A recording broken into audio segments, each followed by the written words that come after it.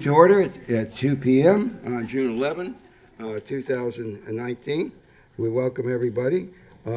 We begin with public comments, and we turn it over to our distinguished Vice Chair, Gina Messenger. Thank you. And we have two people, but these two people should know all the rules and probably be able to recite them back to me, so I don't think I need to read it. But Mr. Jablina and then Mrs. Mendel. Mr. Jablina, come on down. You got 3 minutes.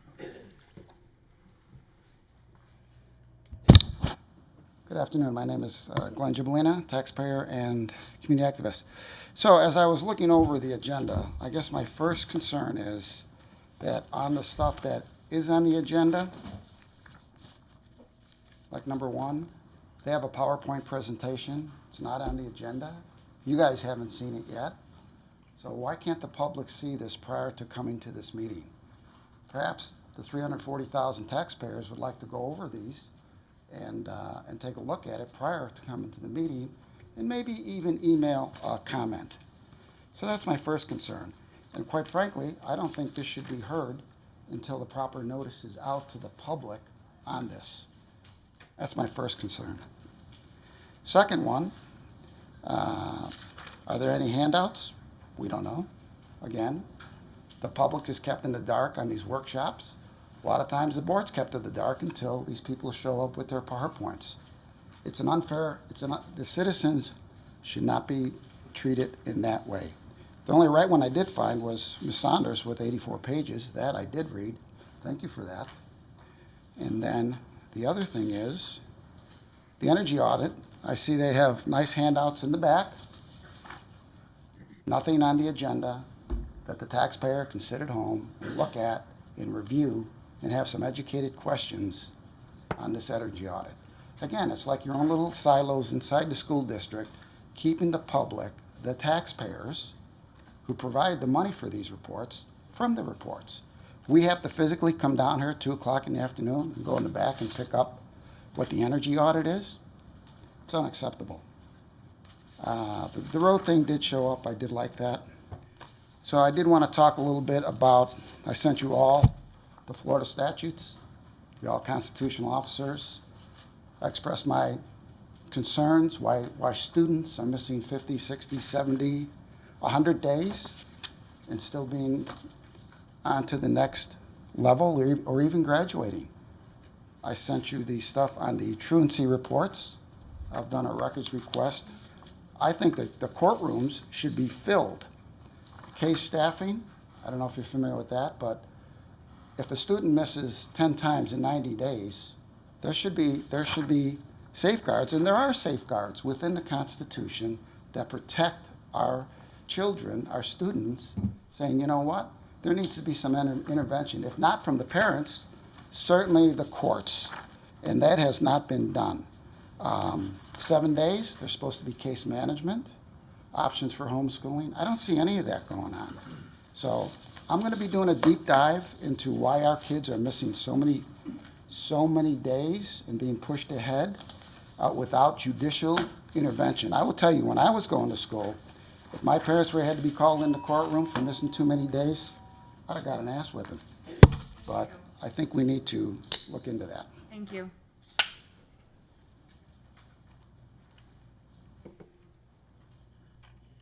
Hi, thanks for talking to me today. Would like to discuss the conduct code, what's going to be on it and what has been left off of it. One is there's a change to deny parents of children who have an IEP the right to film or record in any way the child's IEP meeting.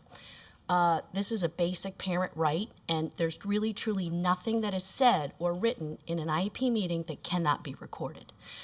We did a survey across multiple counties across the state. There was only one county that denied parents that right. That was Hernando. Parents are outraged. You have tried to do this in the middle of the summer when parents are on vacation, they're gone. It's incredibly frustrating. And to me, that's a parent conduct. So I was kind of surprised that it was in the student code of conduct, or maybe it's just a general code of conduct across the county amongst teachers, all the way through. And then the other thing that I'm highly concerned is the fact that at the Lakewood Ranch High School, children who are trans were dead named in the yearbook. And I'm hoping that maybe in the code of conduct this year, we can have something in writing that addresses our trans student population and can directly address dead naming as far as students are concerned, especially in a yearbook that they pay almost $95 a year to have. But I guess my greatest frustration is the fact that we are going to deny parents a right that we've had since the beginning of time. And rights law, which is the Bible for parents, that basically covers everything, sees no reason why it can't be done. Unfortunately, the IDEA law, Plan B, it does say that they're silent on this issue and they allow districts to make that decision, but really, truly, there's no reason why a parent should not be able to record. And how are you going to really, truly identify if they have a communication disorder that the parent can't properly take in all the information? They have to prove this to you somehow. And I did notice it was a communication disorder. What if a parent has a physical disability and can't use a pen and can't write? You're getting yourself into a whole bunch of hot water, and you're doing this in the summer when parents are gone. So it's very hard. Once we lose a right, it's near impossible to get it back. And I am imploring, I'm basically begging, please allow parents to record IEP meetings, because there's nothing that's said in that meeting that can't be made public. So please consider this. It's a plea from a parent, and it's a plea from a parent community that isn't even in town and can't be here to speak for themselves. Thank you. And LGBT policy, we need a major. Broward County has an amazing 22-page document that they put together, and I'm again imploring you to look at Broward County's work that's been done. We need to address this here in our county. Thank you. Thank you. And that concludes public comment. Thank you, Vice Chair Messenger. The next item on our workshop agenda is an update on the 2019 educational law changes. I understand there are a few, and we're going to welcome our distinguished lobbyist to come forward and help us become better informed. Thank you. Good afternoon. Yeah, well, I'll kind of take turns. How's that? Corinne Mixon with Rutledge Asenia. Jessica Janasiewicz with Rutledge Asenia. Sean Foster, Sunrise Consulting Group. And Sam Wagner, also with Sunrise Consulting. Good afternoon. Thank you guys for having us. Just to talk a moment, give you an idea of the layout of what we were looking at during this legislative session. The leadership. Our House Speaker was Jose Oliva, Senate President Bill Galvano. You all are, I'm sure, very familiar with him, being that he represents your area. They will continue in those positions during the next legislative session as well. Our House Appropriations Chair was Travis Cummings. Our Senate Appropriations Chair was Rob Bradley. Our Education Policy Chair in the House was Jennifer Sullivan, and in the Senate that was Manny Diaz. And then our Education Approach Chair was Chris Latvala in the House, and in the Senate it was Kelly Stargell. And all of those folks will be in that same position next year. We saw a continued trend that we have seen for the last couple of years, where we have lots of bills filed and then fewer and fewer each year seem to pass. For us in the education world, that is generally because we end up with a big package. That has happened in the last couple of years. This year was no exception, where you have a bill that has multiple bills contained within it, and that is certainly what happened with us. But that being said, of the almost 200 bills that were filed that were education related, only about 13 passed. So that's a really small percentage, and we didn't have as much policy this year as a result. We focused on 4 major priorities for you all: school safety and funding. Both of those I'm going to talk about a little later, if that's all right, in the PowerPoint. We also worked on the issue of teachers coming back as substitutes. We worked with Senator Gruters on that issue. He actually had a bill. We thought that it had some traction. When we realized that it was not going to be moving ultimately, we met with him and have talked about that, the study that it seems like is needed, the actuarial study. We didn't want to derail his bill by working on something else. We put our energy trying to get that bill to move. And just as an aside, another part of the conversation has been having retired law enforcement be able to come back as well when you're looking at school safety, and perhaps having those folks as guardians, because obviously they are trained and have experience. So that has been part of the discussion as well. When you put the two together, though, educators and law enforcement, you're looking at a bigger number and a bigger impact. So that's just something to consider. And then, of course, we did work on the issue of technical colleges. So just a brief overview on the technical college issue. Obviously, having Manatee Technical College here, this is of interest to the school board. The board felt when developing its platform that the school is being underutilized and not best serving the need for filling a void in registered nurses by offering an Associate of Science and Nursing degree. And so the ability to do that is a requirement of statute. The district is prohibited from offering that, even though the technical college here, of course, has the resources and the staff in place to move forward with that program. So again, this requiring a statutory change. We did have a bill sponsor in the Florida House who preliminarily brought this forward, and certainly we had some good conversations. Ultimately, that bill did fail. However, we've had good discussions about how to move forward. We learned a lot through the process of lobbying this, and thank you so much to the staff that was available to us. How to demonstrate need in the language to make sure that we're assessing truly areas of the state where we might have a medical professional shortage area. Everything from that to the possibility of looking at only offering this ASN program to folks who are attending Manatee Technical College or the designated college where that student might be around the state at another school. So these are ideas, opportunities. Again, first year out, we learned a lot, and we have now really great resources to move forward and consider making those changes in the future. We hope to do that. And the next legislative session is earlier this year, so a lot of the time. Oh, sorry. No, we were working with them on this issue too. Yes. The Association of Florida Colleges, of course, was immediately, in opposition. I was in their meeting last week. You were of their topic of discussion. One of the items they did discuss, though, was really saying, hey, if these folks are meeting, one of the schools, just one of them came up, was actually Lake Sumter State College, spoke about it because they work with their technical student and they would actually like to do something with them in that manner. So if they're meeting the need in the community and matching what is the jobs that are necessary, why are we opposing it? Well, that was one out of 28 college presidents, and it wasn't part of their agenda discussion, but I will say it was one of the items that I spoke to you and your staff about, and we'll continue to work with your delegation here. Yeah, of course.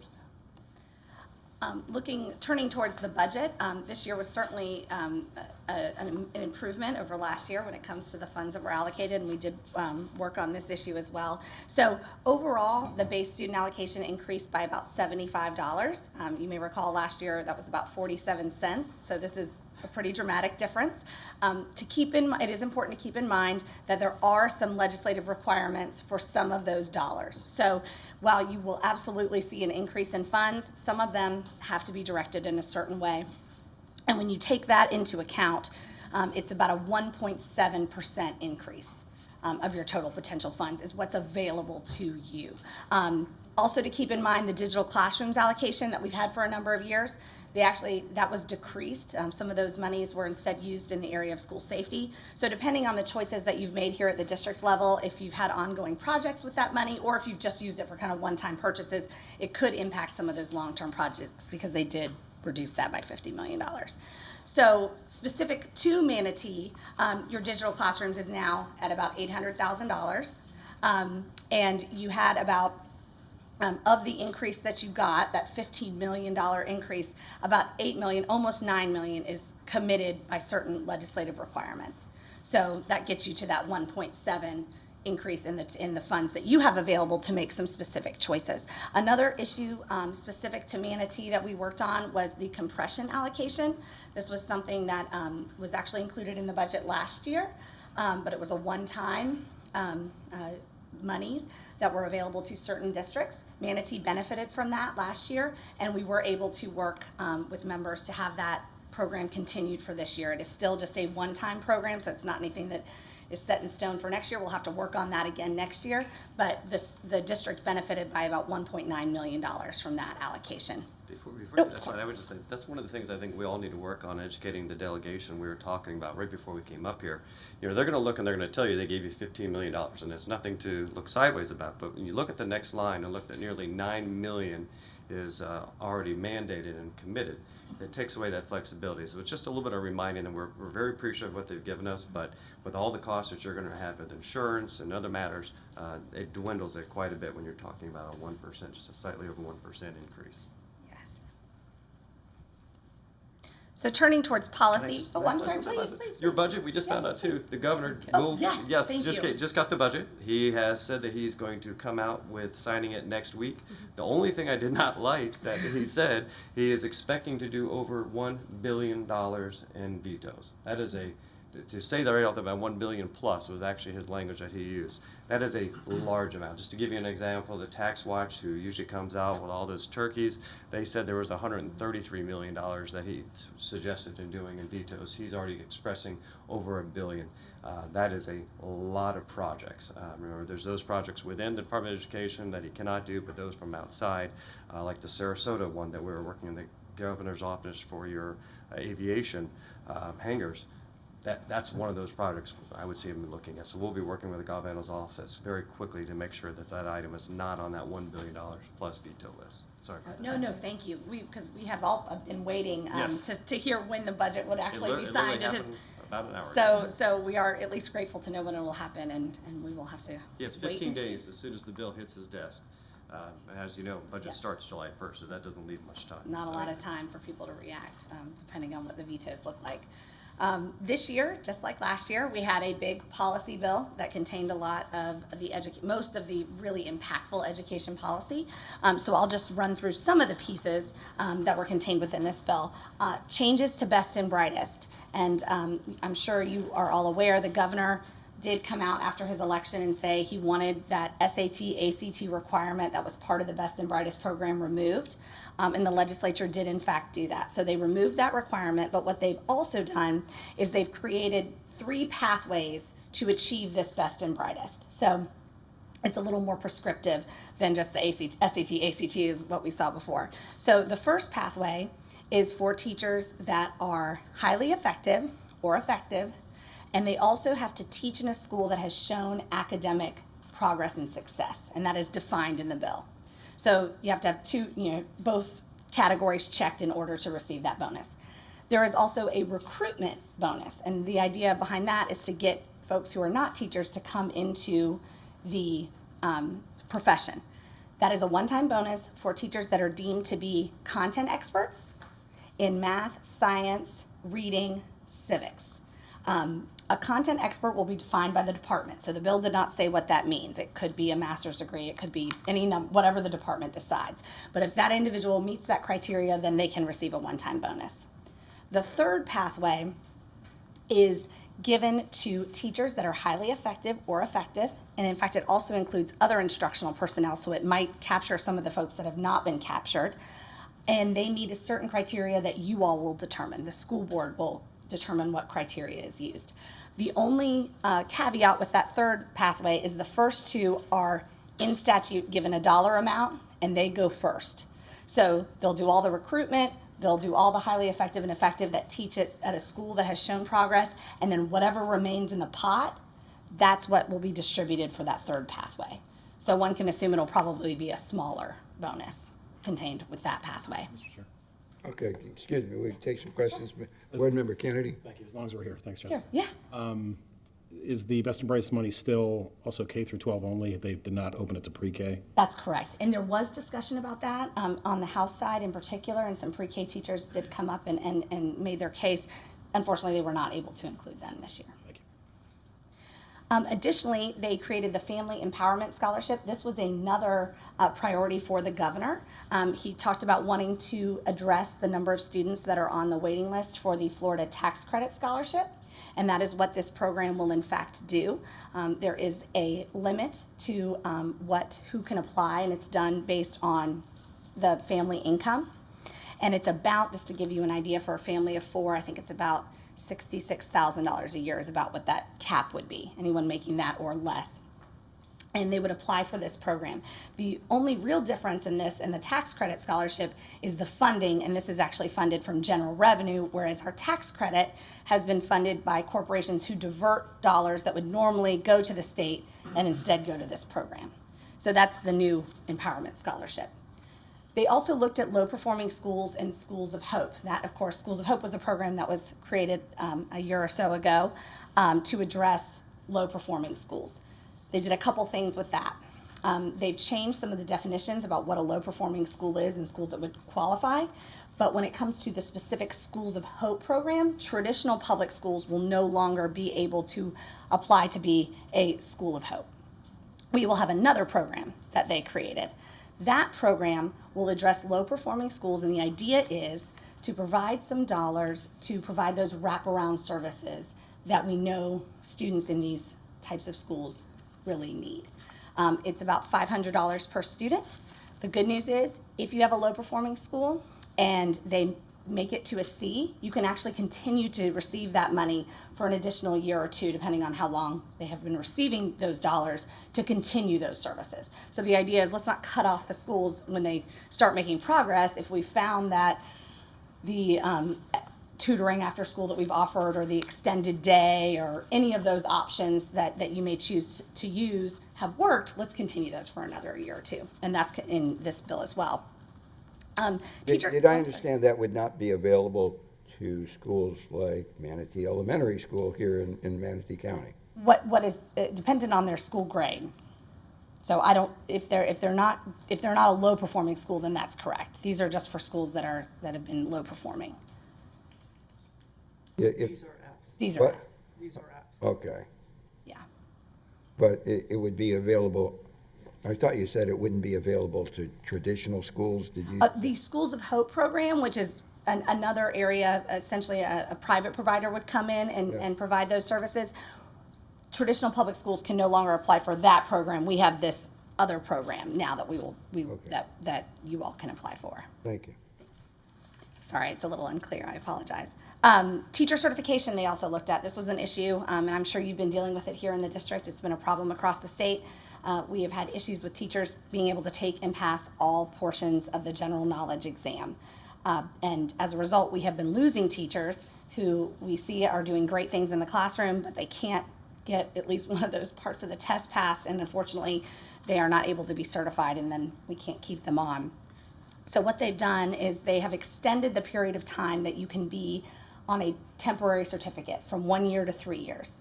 So that will have the impact of allowing those teachers more time to take and pass the general knowledge test. They also looked at fees.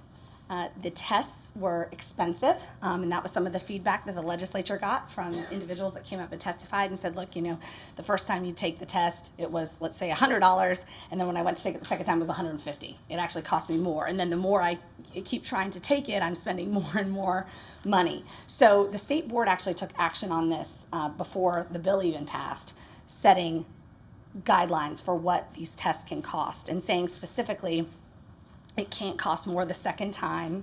If you're going to break it up into parts, those parts need to equal what the whole of the test costs. So if you have a test that costs $100 and there are 4 parts of it, those 4 parts, each part is $25, not $75 or something, which was what was occurring and was ending up costing a great deal of money. So they took action on that, but they did codify that in this bill, so that is now in statute as well. And then there was a lot of language in the bill that looks at school construction. School districts that were trying to build were having a great deal of difficulty with regard to some of the regulations, particularly on the department side for your plans and when they have to be in and what has to be included, and cost per student station. And we worked on this issue actually last year, made some changes, but they weren't quite enough.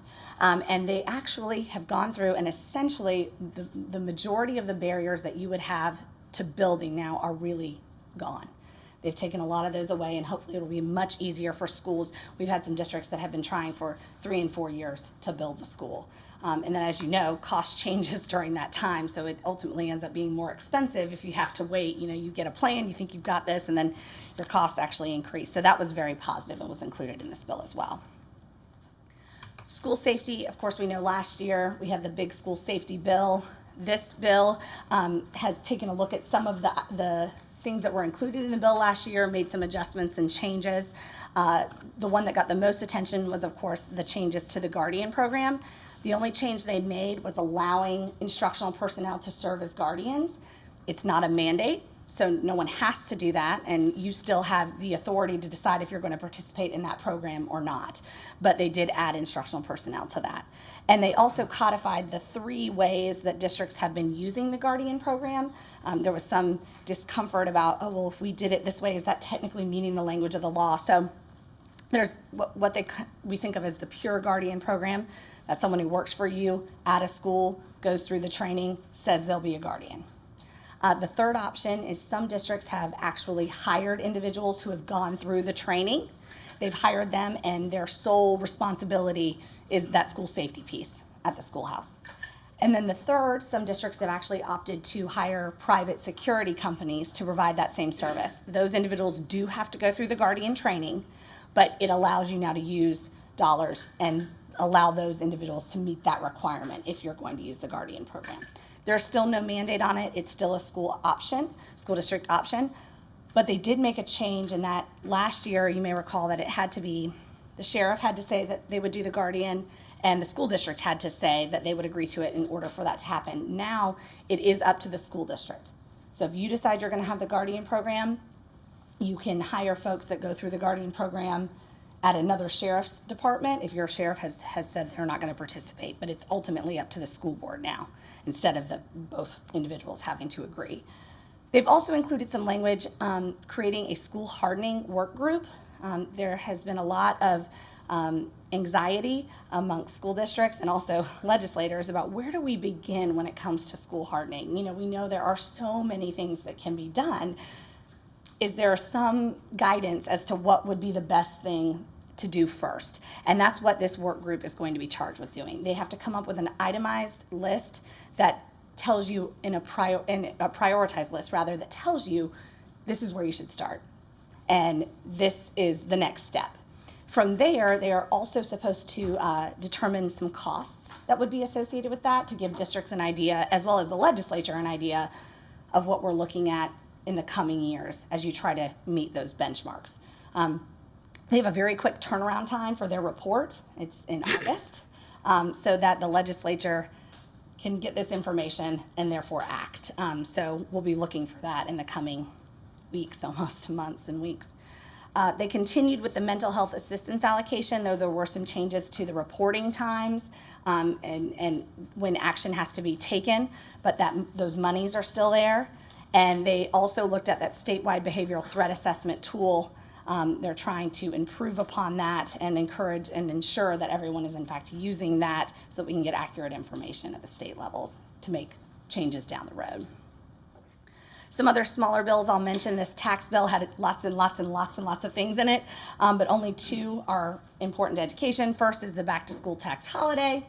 We've had that for a number of years. That will continue this year. It'll be August 2nd through the 6th. And then there was language, something that we were all working on very late into the night on Friday of the last day for policy of the session, was looking at referendum funds. There had been some discussion and some language at one point that would require referendum funds to be shared by charters immediately, is essentially what it would have required. That is not what was contained in this bill. In this bill, they look at your property tax referendum. In the future, anything that is passed from July 1 of this year moving forward. So if you receive dollars now, you use them the way you said you were going to use them. If they have to be approved in the coming years, at that time, they will have to be shared with any charters at the district, but they have to be used in the way that the referendum states. So if you say that you're using them for school safety, or if you say you're using them for this XYZ equipment, that's the way they have to use them as well. So they have to follow those same mandates, but it is only in the future. Some other just smaller bills. There was a bill dealing with the immunization registry that would allow districts to access information from the Department of Health with regard to students' records and hopefully alleviate parents having to bring in the form from the doctor. This is actually does not go into effect for a couple of years. So even though it did pass, it won't impact your day-to-day school operations right now. There was a big workforce education bill. That is really, I think, where we're heading when we look towards policy in the coming years. The expansion of workforce education. partnering school districts and colleges and other groups to try to ensure that we are providing opportunities, not just a college path, but other opportunities for students. I think that they're really looking to encourage that, and this was the first step. And we also had a civics education bill as well. The anti-Semitism bill was actually already signed by the governor and puts religion up there on the same levels of discrimination as race or anything else. Most districts have obviously already been operating in this manner, but this now puts it into law. We had some military-friendly initiatives allowing students to be considered for whatever district when they're military folks and they come in and there's been some confusion about where they would go, allowing them some flexibility. And then we did also have a big higher education bill as well. There were a number of things that didn't pass, as is usually the case, but we can expect, as we normally do, that a lot of these ideas will be back next year, particularly considering we're coming back really quickly for committee weeks in session. So the bill that would have mandated school board term limits, or at least required that to be on the ballot, that failed this year. They were looking at, particularly on the House side, some changes to instructional materials, particularly in looking at the supplemental materials that teachers might use and requiring them to go through some sort of process. That failed. Issues of restraint and seclusion, they've been looking at this for a number of years, and it is just always a difficult issue. That bill failed. Drinking water in schools, which is really looking at lead in schools, we've had a couple issues throughout the state. There was a bill to require some testing and all these sorts of things. That did not pass. The employment after retirement for instructional personnel that I mentioned earlier did not pass, and the repeal of the Constitutional Revision Commission. That was up as an agenda, as a bill as well, but it did not make it all the way through. Oh, yep. And you're right. So one of them that you mentioned when you said in 7123, talking about the referendums, you reissued a sales tax. That will change, HB 5. Yours will not need to come up until 2032, almost 15 more years, but it will change. You did do the last one in November. That will make them come up again in the future in all November elections. The other one that will impact you, it did not fail, but we already spoke to legislators, said he's going to bring this issue up. I believe March of last year in 2018, you passed a millage rate that went for 4 years. Their thought process is that they want to do the same thing, and they want to make sure that that will also go on a November general election referendum. I know yours was very close. It was about a 51%. It is meant to make it harder for folks to pass these, so I just want to give you that looking forward, because we're already here in 2019, 2020 before your the millage rate comes up again, but that will be an issue that will definitely be coming up before the legislature next year. Other schools are looking at also doing some of those quickly next year, some of the millage rates, so you're not out there alone. I know Pasco County and Hillsborough is also discussing it, so just wanted to let you know that one. Thank you. That's very important, and that's something that they have been talking about for a number of years. And some of the other things they've looked at is possibly a requirement that it be, a 2/3 majority or something like that. While we haven't seen that in legislation that's passed yet, just to kind of keep that in your mind, that is certainly something that I think long term that's a direction that they may be trying to go. As we mentioned earlier, our upcoming activity, we're looking for vetoes. Most of our two big education bills, the safety and the policy bill, have already been signed by the governor, so we know those will not be vetoed, but the budget is the next issue, as we mentioned earlier. The standards review that has been ongoing, and the department actually already came out with some of their initial ideas for your high school standards, reading standards. We're anticipating those recommendations also coming out for your elementary and middle for math and reading. We'll see what the changes look like that they're suggesting. If they're dramatic, that could have a big impact on the test and certainly instruction and then your instructional materials. If they're more minor in nature, then it probably will not require as much of an adjustment. But they anticipate coming out with those in September, the first kind of blush at what they're going to do.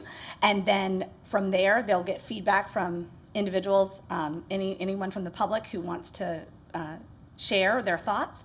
Then they will have a final version of what they think those standards will look like to the governor before January. So then he can make a determination and the legislature can act if need be to adjust our standards accordingly. So we're watching that because we know that could have a big impact depending on what they do. And then also, we always follow the revenue estimating conferences to try to give you all as much of an idea as we can about what the budget will look like next year as they go to build it.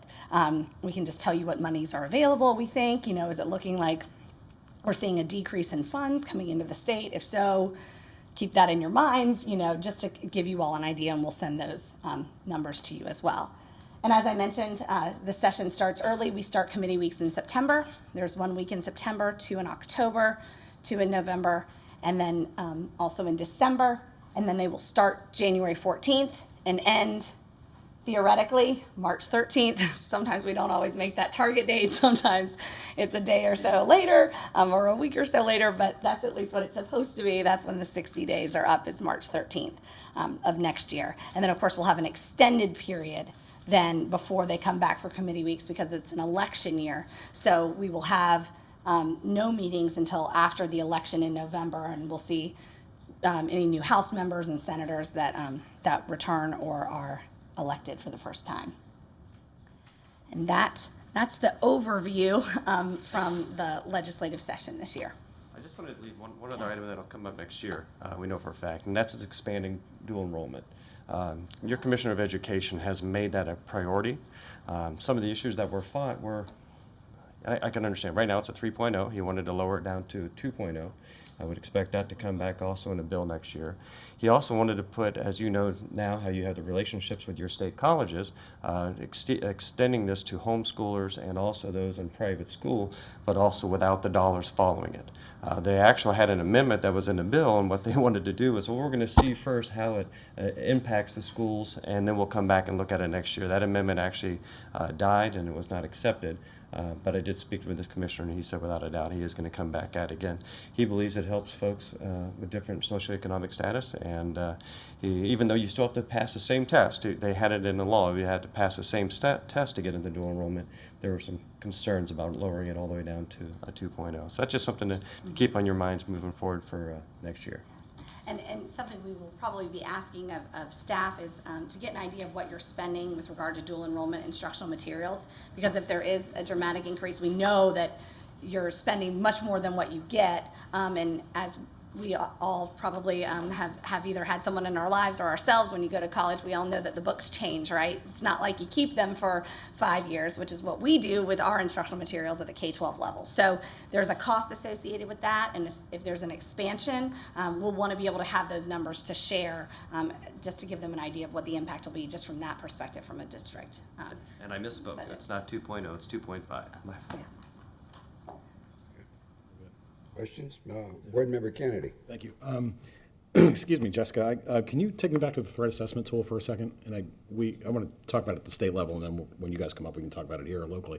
But is the intent not only to have a uniform kind of reporting method for school districts, but for the sake of the legislature, is it kind of to collect information and build a database to better inform policy, or direct funding, or both? What was the thought process? I think it's all of the above. So to have information that will guide the legislature, but then also to help try to connect some of these dots when it comes to the communication piece, because we know we have so many entities that are oftentimes serving some of our most troubled kids, from healthcare to mental health, and trying to gather that information in one place so that we can come up with ways that we can best serve them, at least from a state perspective with policy, and then also how can we encourage that communication. That's my understanding. Mr. Minor, I have one more too. Okay, sure. Board Member Kennedy. Thank you. And I want to take you back to the, I want to say Schools of Hope, but it's not Schools of Hope, but the $500 per student for a struggling school. So the definition of a struggling school has been a D or an F are they still using that 2 or 3 years? Yes. Language? 2 Yes. years? Okay. Yes, and there's a lot of flexibility there, so you have to decide as a district what you're going to do with those dollars, what policies you're going to have, and then basically you just send that to the state. So it's really up to you all what you do. They did provide some language in there, but they put a lot of flexibility so that if you want to do extended day and Sarasota wants to do, have more counselors in the school to serve those families, you can do that. So it really is more up to you at the local level. There's not too much state-driven other than the dollars. Okay. But it's a pot of money that we have to actively apply for. They're not just. Yes, you do have to have a report that will show what you're going to do to the state in order to draw down those dollars. Okay, Board Member Golden. I just want to make sure I understand. So the state has now allocated $500 a student to, quote, disadvantaged kids. Is that, It's for your consistently low-performing schools, so your schools that are Ds and Fs, that's right. So not all students, if you have a student that is a low-income student, comes from a challenging area, but they're in a high-performing school, then, yeah, they won't, that school will not.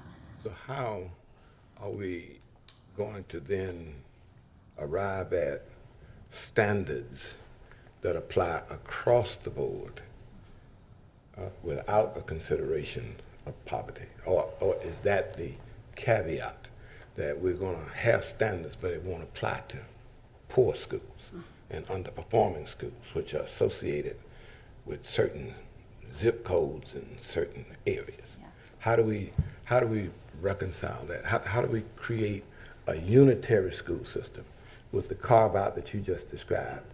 And I'm sure I missed the extensive discussion on the vouchers that have been approved and are now being awarded to private schools. How are we supposed to achieve that? I mean, It's a challenge. The legislature has taken the position in the last, probably 10, if not 15, 20 years, that they are going to look at performance rather than any other factor. So by looking at the performance of the school, in this instance, the grade of the school, which is of course based on the student achievement, that's where those dollars will be driven. They'll be given to those schools. that's not factually correct. That might be anecdotally what is presented. But the reality is that what you're equating is poverty with performance. And poverty is something that exists outside of the schoolhouse. And yet, that's something that's being taken into consideration with respect to the funding formulas. And I'm just at a loss as to how these legislators and this legislative mindset creates a unitary school system that raises all of the schools regardless of poverty, regardless of the zip code that you live in. Right, absolutely. And it's very complicated.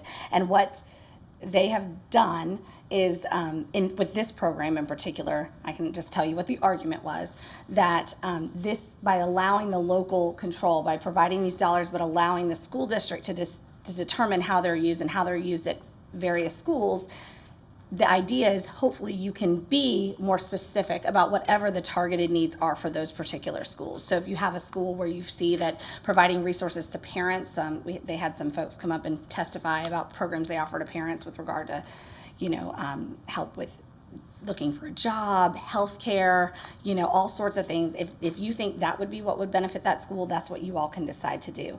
If you think that really it's more of an achievement issue and you want to have an extended day, you can choose to do it that way. That was their thought, was to give flexibility to the districts to make it a little less prescriptive and make it more site-based. My last question to you then is this: who decided that $500 would be enough? I don't know if it was ever said that it would be enough, but that is what they allocated this year. Okay, so now we have a problem with poverty. We know that $500 isn't enough, but we're supposed to, as a board, try to figure out how to use that $500 to overcome a problem. Well, this is not necessarily an unfunded mandate, but what this is an underfunded mandate to try to overcome poverty at the local level with dollars that nobody is willing to acknowledge is enough to make a dent in the problem. Is that a fair statement? I think you all are charged with, unfortunately, doing a lot with a lot less than what you have. Ideally, I think it would be much better to have more and more money that we could give to the school districts. But unfortunately, you all have the task of trying to determine where to allocate those resources and how to best do it in your community with what you're given, because certainly, I think we would all want as much as we could get and more if possible. I might as well end this because we did that. We put out a referendum and we said exactly what we wanted to use the dollars for to improve things in Manatee County. And now the legislature has come behind and said, well, guess what? We don't really want you to use it like that. We want you to use it like we think you ought to use it. And so the next time it comes up, that's what we're going to do. So even that ability has been marginalized. Okay, Board Member Hopes. So, thank you, Mr. Chairman. First, I wanted to commend all of you, as well as the administration, the board members. I think this is probably, for Manatee County, in addition to having the Senate President, President Galvano, being a graduate from a Manatee School District school, Chair Minor and Reverend Golden and I and the superintendent were in Tallahassee multiple times this session. I will tell you that around these issues, the legislature was very much aware that Manatee County and our school board and our school district were engaged. With regards to Reverend Golden's comments, I mean, I have said for a long time, and maintain it, is the only sustainable way I know out of poverty is education.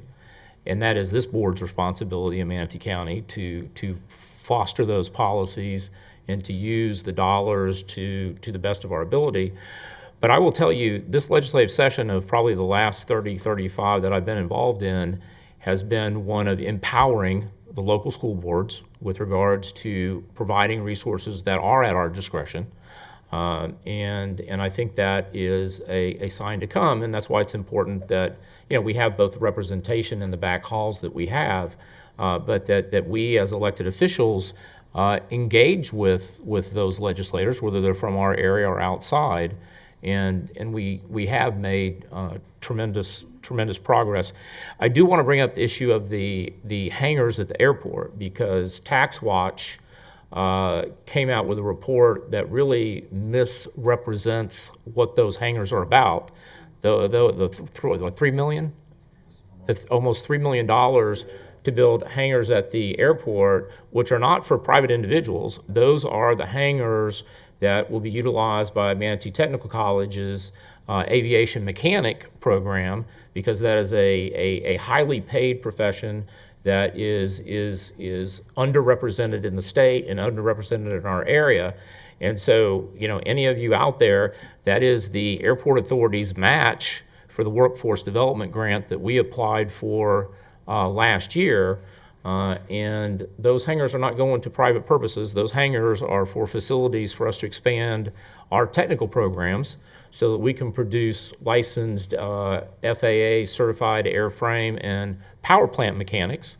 I can tell you from experience, I pay those mechanics to work on planes $125 to $150 an hour.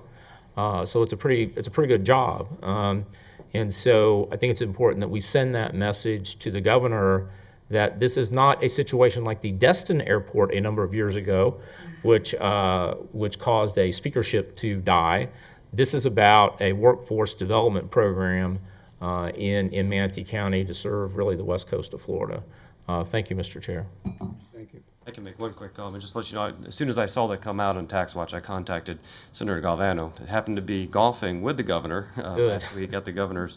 They called it between the House and the Senate. So I wanted to make sure that he understood it, and it was perfect time because he said he was spending the next 48 hours with him. So Great.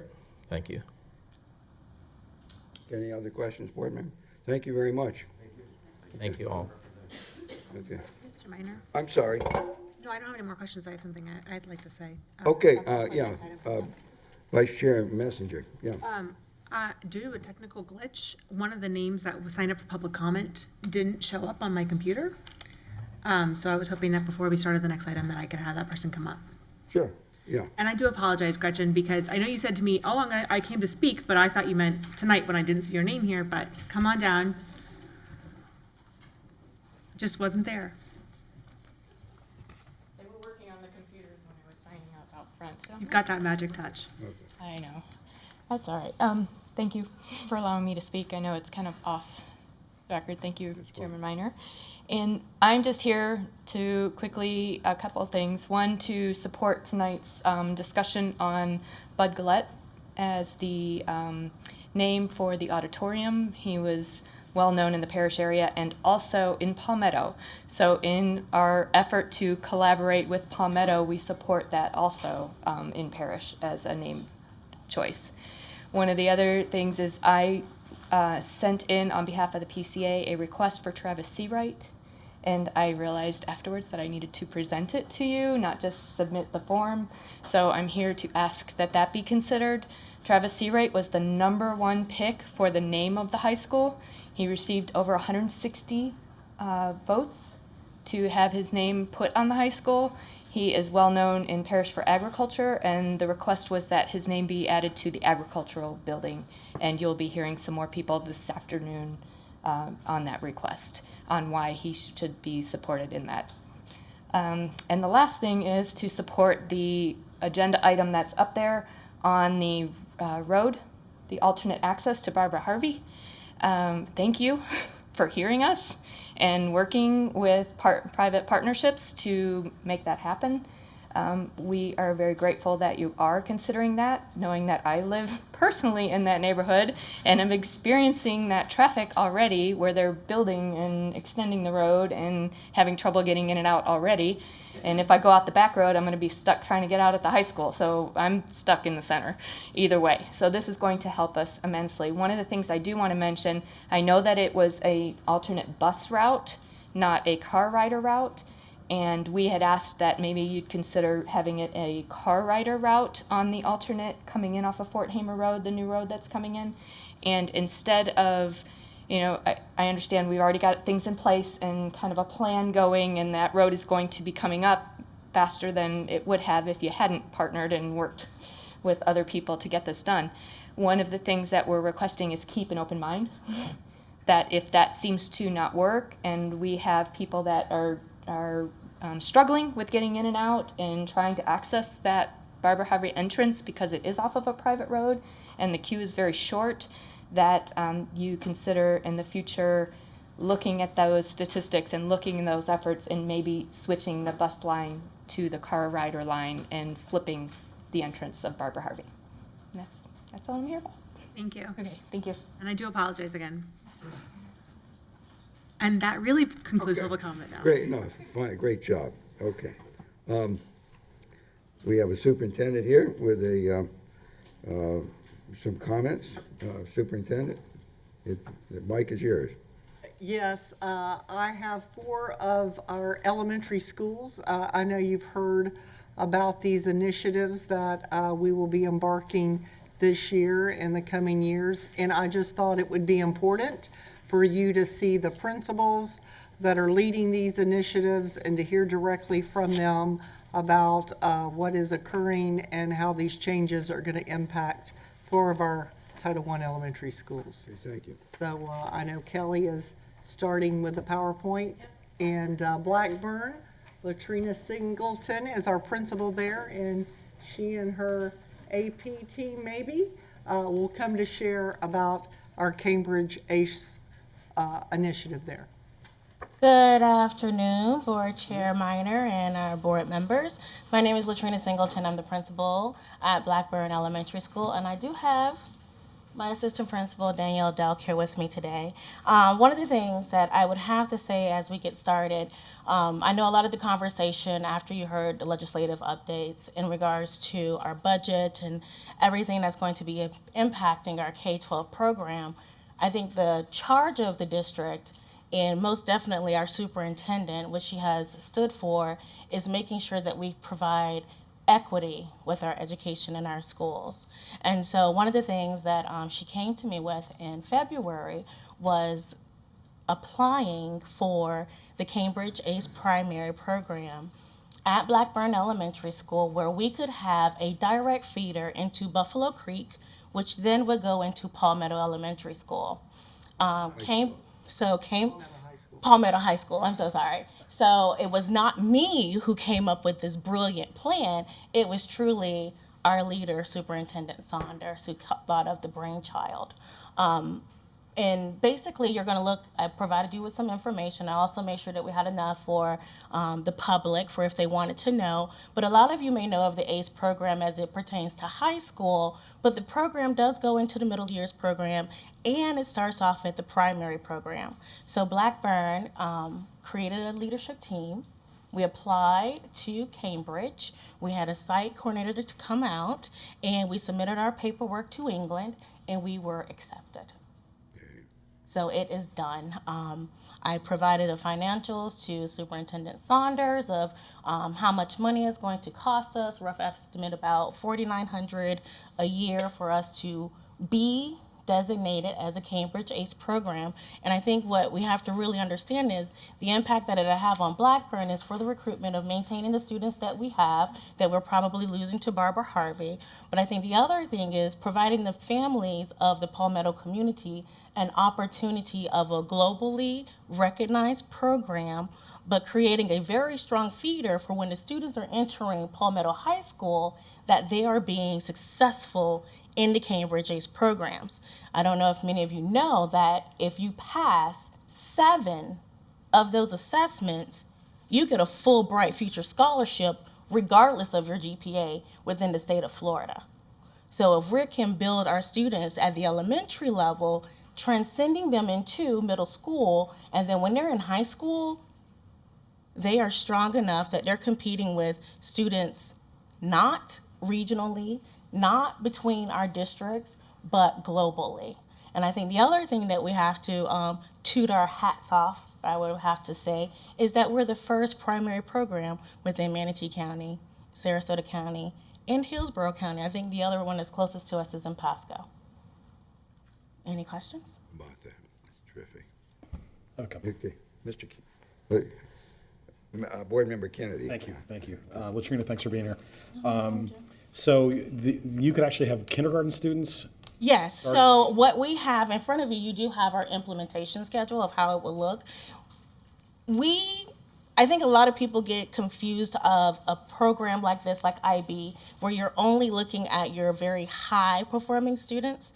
All of the students at Blackburn Elementary, K through 5, will participate in ACE. The program that we're looking at implementing first is called our Global Perspectives program, which will start in kindergarten all the way through 5th grade. We will utilize the early release Wednesdays, and those are just challenges that are building students' cognitive levels and critical thinking, interpersonal skills, and collaboration.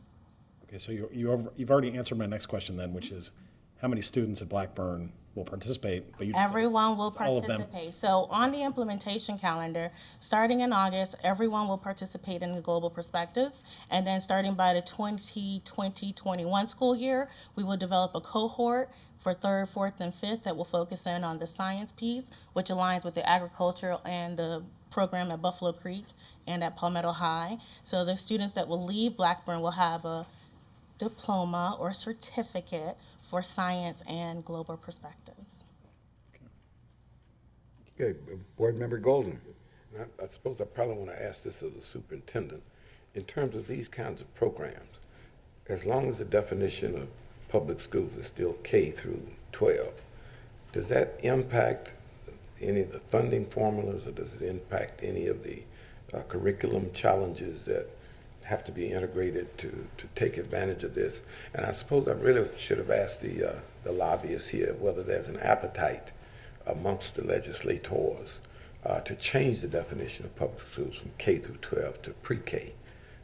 That's the real question that I have. How does that impact what we're trying to do here in terms of funding? Well, pre-K is not part of the academic structure. However, if the pre-K students are there and they continue on, they certainly are exposed and have the vocabulary and the pedagogy of what is going on and the framework of what's being built. I will tell you that the district's commitment to this program means the district is funding it. The state does not generate funding for this. So we choose to put these initiatives in because we know it's going to make a difference in the lives of the students. So with that, what are you paying for? Well, of course, the accreditation, but in additional, it is staff development for the teachers. Every one of the teachers are going to have to be trained, go through an extensive PD to be able to teach and perform at that level. And that is another thing that it offers. It offers a lot of professional development. I will tell you what's exciting about this is probably the first time since I've been here that they're completely staffed today with their teachers. And this is where are we, June? So there's such an excitement generated by bringing in some of these new initiatives in all of these schools that it really is worth the amount of money that it's going to take to make sure that these schools thrive and we are receiving equity for all of our students. Thank you. Okay. Vice Chair Messenger. I just had one question. You might have kind of just answered it. I see on here there's a lot of professional development planned. I think that's wonderful. I think that was one of my favorite things when I was a teacher. But my question really was, is there a tremendous amount of teacher buy-in? It sounds like yes, because you've got a whole lot of people that want to be there. Created the leadership team. So they went through the information with us as the admin team. We had to do the research because we didn't have any schools locally that we could talk to or reach out to. And so they were charged with getting their teammates on board. So now each grade level has a representative on the ACE leadership team that they're carrying back. So everyone is excited. Okay. But we haven't hit everything out for our communication to our community because we're just waiting for the fine print of everything to be processed. Gotta love that. But I think that buy-in is what's it's so important. It's those teachers that are going to go out and they're going to kind of, I don't want to say sell it, but sell it. They're going to be excited about it, and that's going to make a difference in the school having that buy-in. Okay, Superintendent Saunders. I would just like to also echo to that, what Ms. Singleton said was my initiative. It was really just my idea. If the school had not embraced it and wanted to do it, and the whole community be willing to put those initiatives in, it would not have happened. So with Ms. Singleton's leadership and the teachers and the parents wanting to do it is what made it occur at Blackburn. Because you're right, without the teachers buying into it and wanting to make those changes, it's not going to be successful. Okay, thank you very much. Thank you. Our next up is Daughtry Elementary. Ms. Bench will be discussing our dual language initiative that will be starting this fall.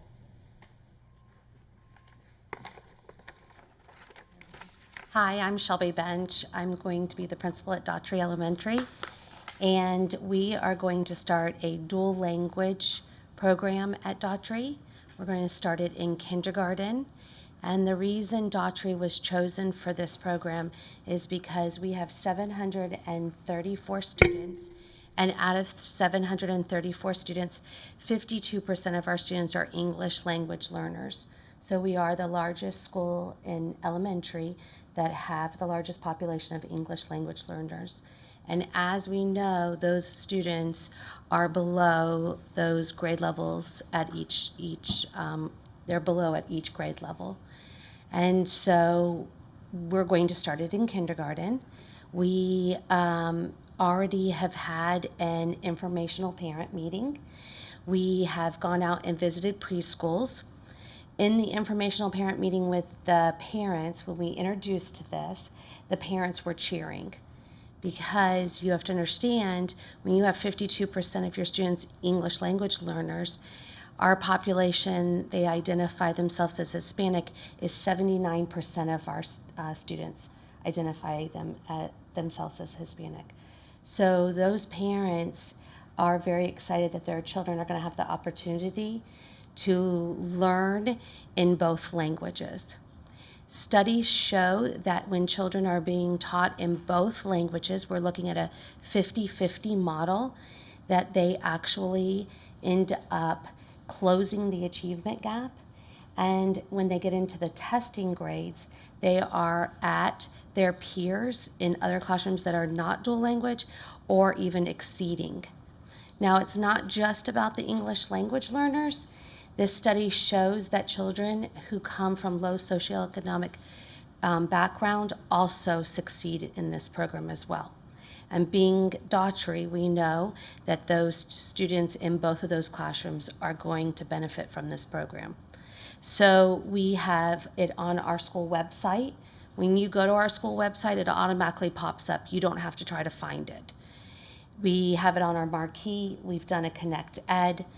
In Title I schools, parents normally don't enroll way ahead of time before school starts. We're just in the second week of summer. So we have 17 fully registered children. That means all of their paperwork, all of their shot records are ready, and 6 students have already registered for the program. So I know that we will not have an issue of getting 36 students for the program. We already have the teacher hired. We have the curriculum ordered. And the 2 teachers that are going to be teaching this kindergarten program are meeting with the ESOL department as well as working with UCF and a partnering district that is utilizing dual language. The goal of the program is that as each year progresses, we'll add a grade level. So in 6 years, Daughtry Elementary will be the first dual language program in Manatee County schools. Questions?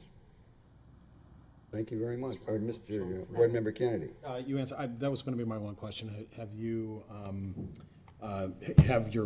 is it one teacher you only need now, or 2 teachers? So we have 2 teachers. We have one teacher that's going to be the English. She'll teach reading and math and science in English, and the other teacher will be teaching in Spanish. Halfway through the day, I've already created a schedule.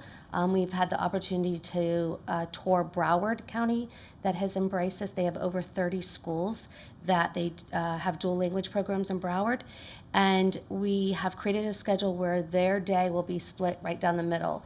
So they'll do reading and part of math in the morning in English, but it's also being done over here in Spanish. Halfway through the day, they go to specials and lunch, and then they swap. And then they'll get reading, the rest of math, reading, and science in the afternoon in the opposite language. I guess my next question would be for the superintendent. What do we do if we have, because parents are going to get the word out about the program, and you're right, the data, when you look at the data from dual language programs, I mean, kids are a couple years ahead of their peers. Once they get to 5th grade, they can be a couple years ahead. Right. And they came in a couple years behind. Right. But what do we do if the interest gets to a point where, I know the plan is to add 2 per year. Yeah, well, that's at that site. We certainly can expand this program in other schools in our county, but we certainly wanted to just start at one site, make sure that we had the program and systems and all the supports in place before we look at that. We've kind of goes back to our United Way grade level reading initiatives. We have 10 Title I schools that we've broken up into 3 regions. When we look at our high Hispanic or ELL populations in the district, I could see us expanding this in some other places. But we're real excited about what the opportunity is going to bring, and I know Shelby's going to do a great job at this at Daughtry. And yeah, it's so empowering to see the learning and the excitement going on in many of these communities now. So, Mr. Minor? Yes, Board Member I Kennedy. think, you know, when I first learned about dual language, I was kind of looking at this from the perspective of ELL kids, and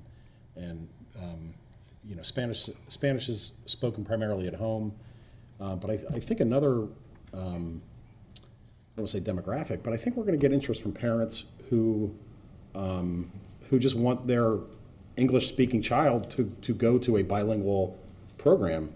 And so that's very exciting too. And this whole group of presentations is it's just really amazing, the leadership the superintendent has shown, and you guys are doing at the school level, to just create multiple pathways to success. And I'm just really excited about this stuff. I can't wait to see where it takes us in the next few years. Okay, thank you. Thank you. Thank Board you. Member Kennedy. Okay, thank you very much. is Manatee our next one? Yes. Manatee, let's talk about all the great things going on there. Tammy Overbeck, I'm sure you've heard a couple of times now about our Community Partnership Initiative.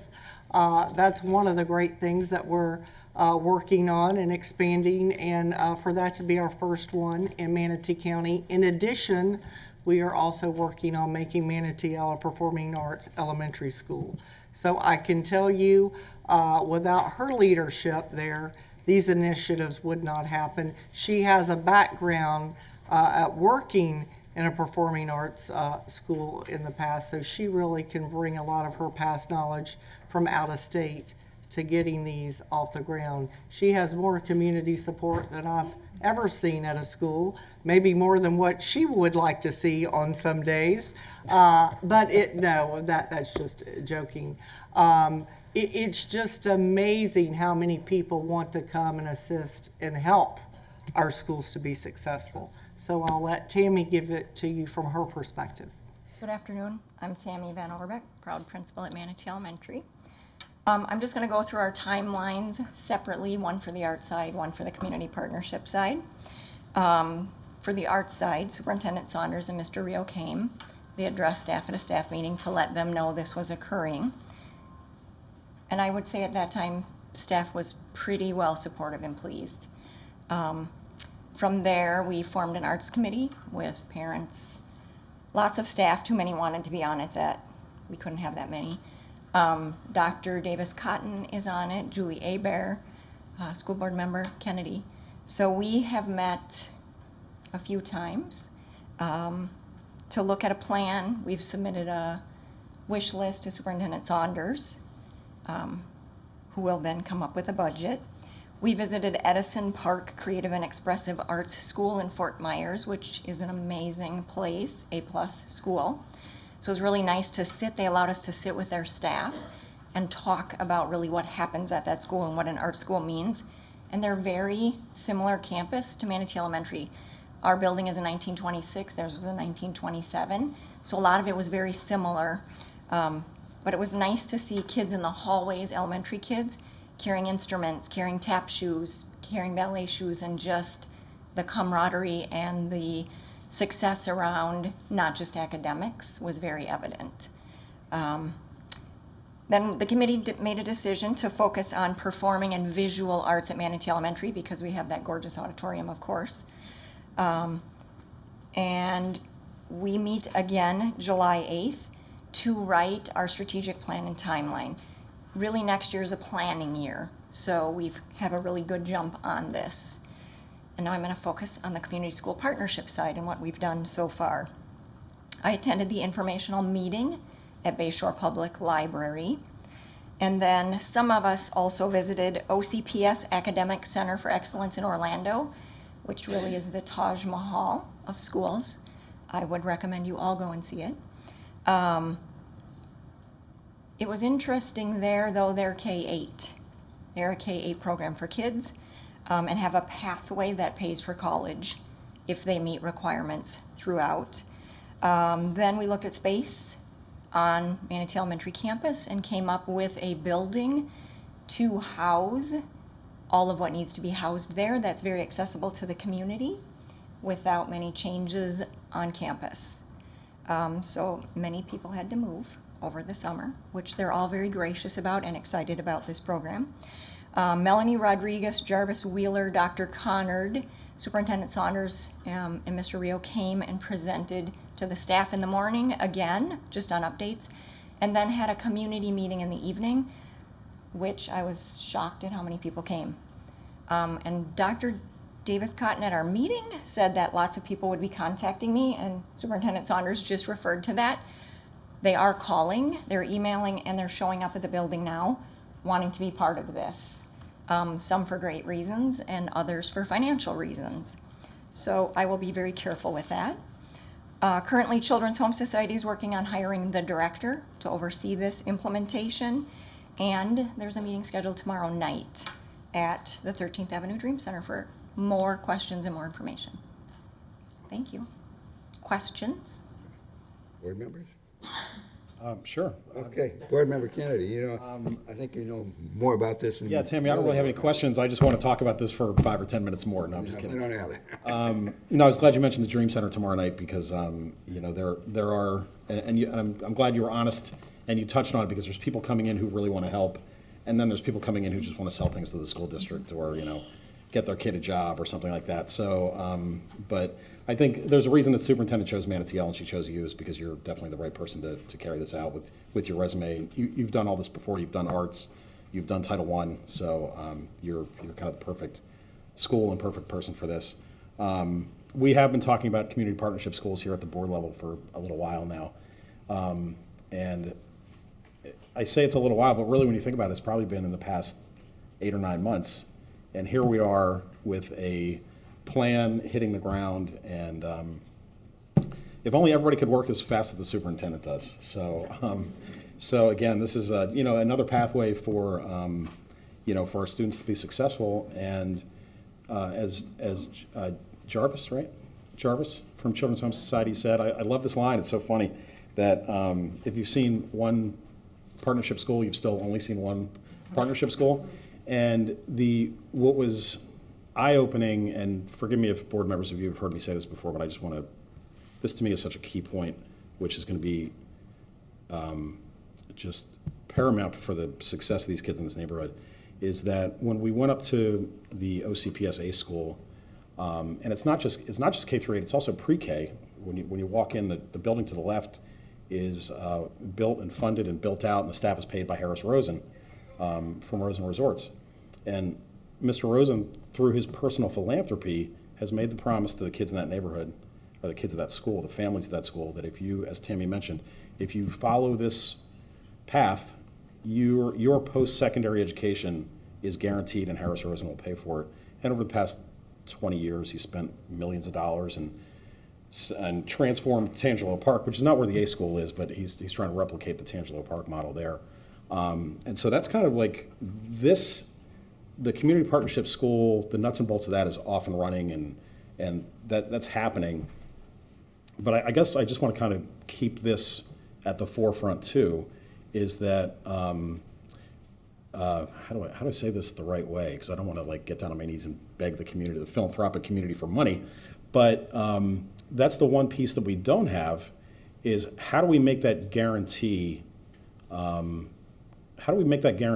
those kids and those families that if you do everything you're supposed to do and you go through the checklist, and when you graduate from high school, we got your back, we got you covered. And I've said it before, I know I've said this here before, but Harris Rosen refers to it as injecting hope into neighborhoods. And I know the legislature has kind of grabbed that term for their own schools of hope, but Harris Rosen is using it in a different way. And so I just want to kind of keep that at the forefront, because there's going to be a lot of really great things going on at this school. But if we as a community, not as a school district, but as a community, can find a way to make that promise to the kids in that community, we will, 10, 15 years from now, we're going to be blown away at how much that neighborhood has changed. So I just want to take a second to talk about that, because I think it's the Thank you, Board Member one Kennedy. piece that we need to. Thank you very much. mind. Okay. Thanks, Dean. Thank you, Tammy. And last but not least is our Palm View Laws Career Pathway School. Kathia Johnson is our principal. She has her assistant principal alongside her as well. And as you know, we have rezoned to begin 6th grade. Eventually, it will go up through 8th, and that's where we will begin this initiative. And I know Mr. Wagner has worked hand in hand with them on selecting the right vocational programs and courses to align with the career pathway. So, Kathia, we'll turn it over to you. Thank you. Good afternoon. As she mentioned, this is my assistant principal, James Doherty. We are super excited about the pathways coming to Palmview. Just to talk a little bit about the impact on our school that hasn't even had yet, but that will. You mentioned, Board Member Hopes, you mentioned the airport hangars, and you mentioned that workforce development program. And so I immediately picked that up when I was sitting back there. That's kind of what we're doing early. And so I love that this program is going to come to Palm View and give our students in our neighborhood an opportunity to get those vocational skills for those jobs that haven't even been created yet. There is actually a flyer, and I know Mr. Wagner has it, I don't have it with me, I apologize, that lists all of the jobs that these pathways that you're looking at up here will give the skills to our students to then be able to do. These jobs, students are graduating college, and there's not enough students for these jobs yet. And the reason being is because they don't have these vocational skills that are needed for these futuristic jobs. So when you look at some of these pathways like coding, droning, cybersecurity, the mobile development, students are graduating college and these jobs are waiting for them, and there's not enough students for them. And so our pathways in 6th grade are going to start to prepare our students for this workforce, which is just crazy when you think about it. So when I think about the impact that it's going to have, the largest impact it's going to have is on our community businesses. Because when you think about our businesses that are going to thrive when our students graduate ready for this workforce. We as a middle school and an elementary school are also going to impact high schools, colleges. We just recently visited Manatee Technical College, which was mind-blowing, by the way. Thank you for recommending that we go there. We got to see the robot. We got to see the plasma cutter, which I didn't even know anything about it until we got to see it.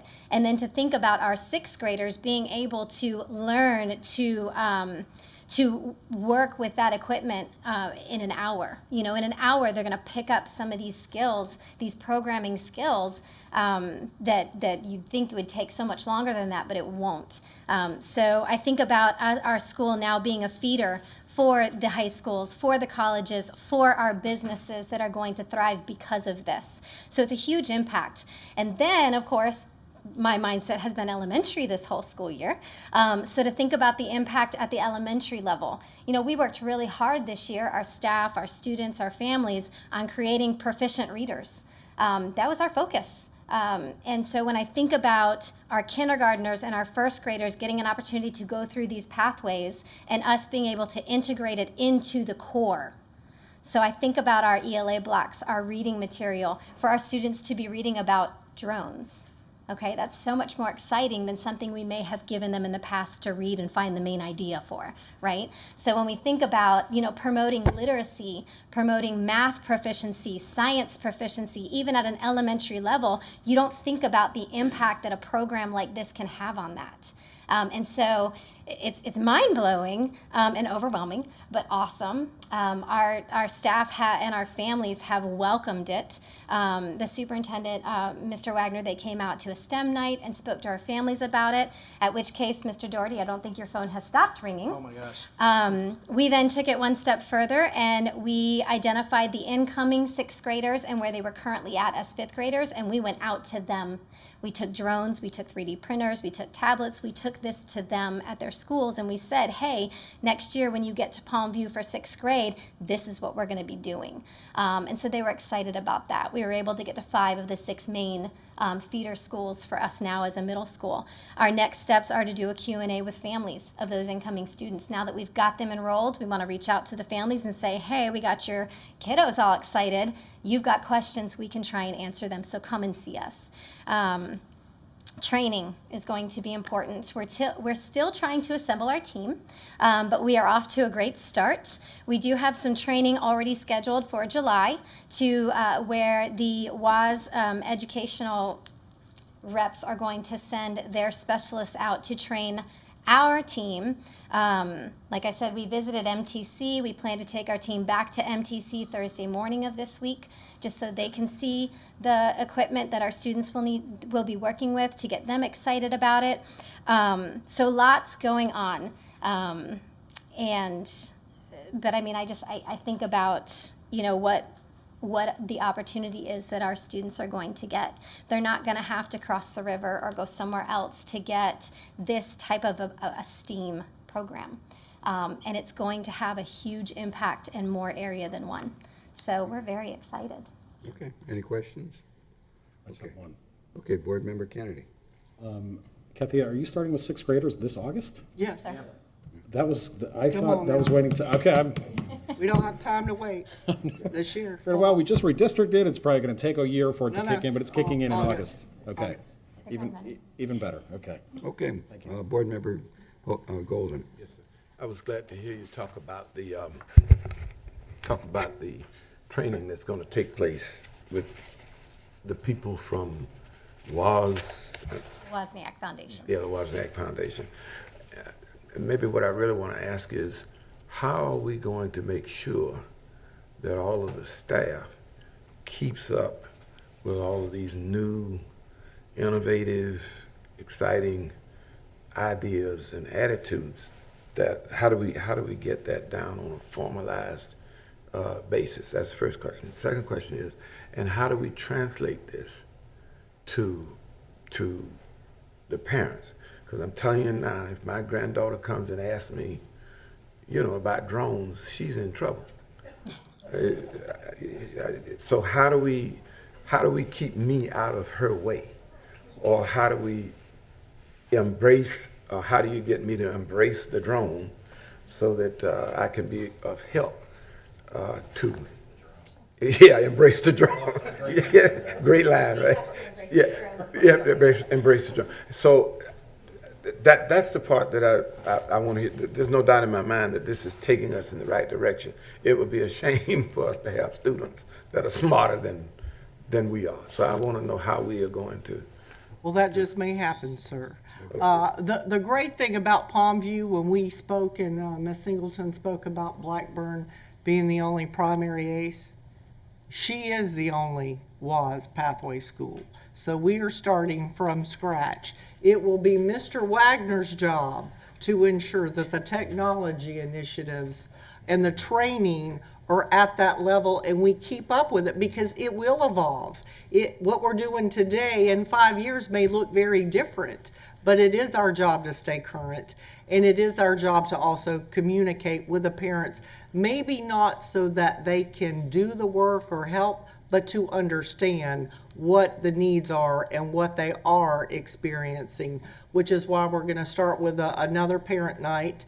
Then we're going to have an open house soon as school starts back to show those initiatives. So we're going to have to do a lot of communication and awareness and training.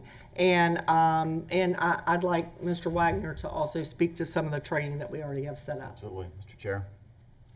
Pardon me? Mr. Chair? Yes, sir. Okay, very good. Thank you. And so it is exciting, and I appreciate your level of excitement here. And some things that, when she was talking, that I wanted to make sure we talk more about is that the equipment that you're seeing at Manatee Technical College really is for post-secondary. Those are for adults using those type pieces of equipment. Those pieces of equipment are going into Palmview. Palmview will be the first school like it really in the whole United States that has this WAS career pathways. We put on the flyer that it's the first school in Florida, but it truly is the first school in the whole United States, and we weren't trying to brag and make look at us, but it really is the first one like it in the whole United States. And we're having a lot of excitement from the WAS group as well. They want this to succeed. They want to provide training. We've talked about what can we do to have the parents, just what came up, how can the parents be engaged? Then we've talked about having parents' nights, having projects that are interdisciplinary that they take home also and work with their parents, work with their family. We're getting them technology tablets that the students who are going to that school will be taking home with them and be utilizing the full 3 years that they're in 6th, 7th, and 8th grade there. So we're trying a lot of different things here at this school that we do think will make a big difference. Currently, right now in the United States, there's over 500,000 jobs open.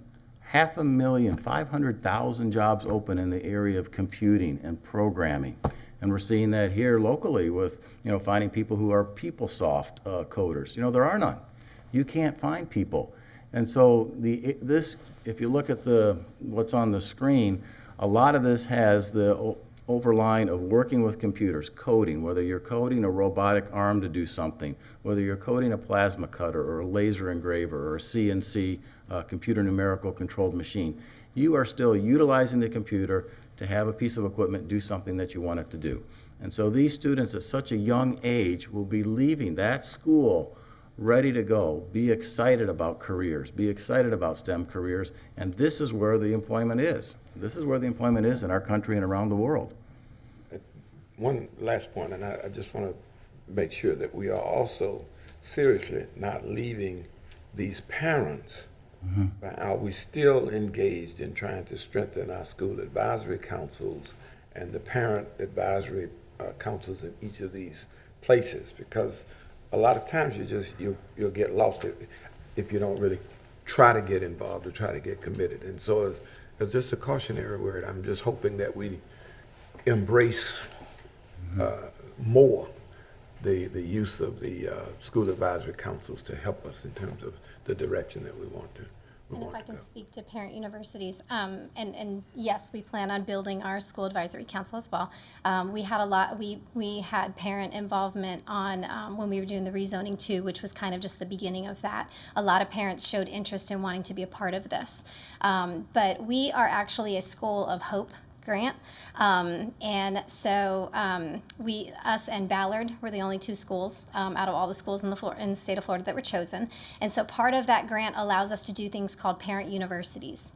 And so instead of reinventing the wheel as far as what we want to do on a parent university and keeping that separate from this, we are able to plan out our school year and what's relevant to our parents and our families. And so this would be a perfect example of what we might do when we host one or two of those 12 parent universities. And what it might look like is, yes, it would be informational, but it would also be having the students having the families visit the classrooms, look at the equipment and the technology that their students are interacting with and working with, and maybe getting a chance to play themselves. So when we think about and we plan our parent universities and what that looks like for this incoming school year, we tie that around the needs of our families. We survey our families, and so that is an excellent recommendation, something we will make sure that we do through that venue as well. Okay, thank you very much. Thank you. Okay. I guess the next item on our agenda. Before we move on. Okay. You know, what I really think that our educators, our school administrators, this board, and our administrative leadership, we really owe ourselves a commendation. It should be clear to everyone in the public, we're on the move. And we're going to become the #1 district in the state, not because we're doing what other people are doing. We're going to become the #1 district in the state because we're innovating. And we are preparing our students from pre-K all the way through Manatee Technical College for success. And you know, just encourage everybody to strap on and get ready for a wild ride, because we're not going to stop. And I thank the superintendent, because she hit the ground running. And as Mr. Kennedy mentioned, we've been talking about a partnership school for some time. Actually, a little bit. Yeah, I think you brought it up, you know, a couple of years ago. And now you see what we're doing concurrently. We're bringing innovation and new programs into all of our communities, and it's come with great effort. But as you saw, both from what we're doing in Tallahassee, we're leaders in Tallahassee when it comes to this. But this board, this team has come together, the 5 of us, as well as the new administration, and we're not sitting back. And we're also engaging our former school district employees to help and are working with the superintendent. So, you know, I thank the superintendent for her leadership, and it's great to have Mr. Wagner over on this side. I know he's looking for someone that can do his job at MTC as well as he did. You know, I congratulate everyone, because we really are on the move. Thank you, Mr. Chairman. Okay, next item is energy audit discussion with Todd Henson, please.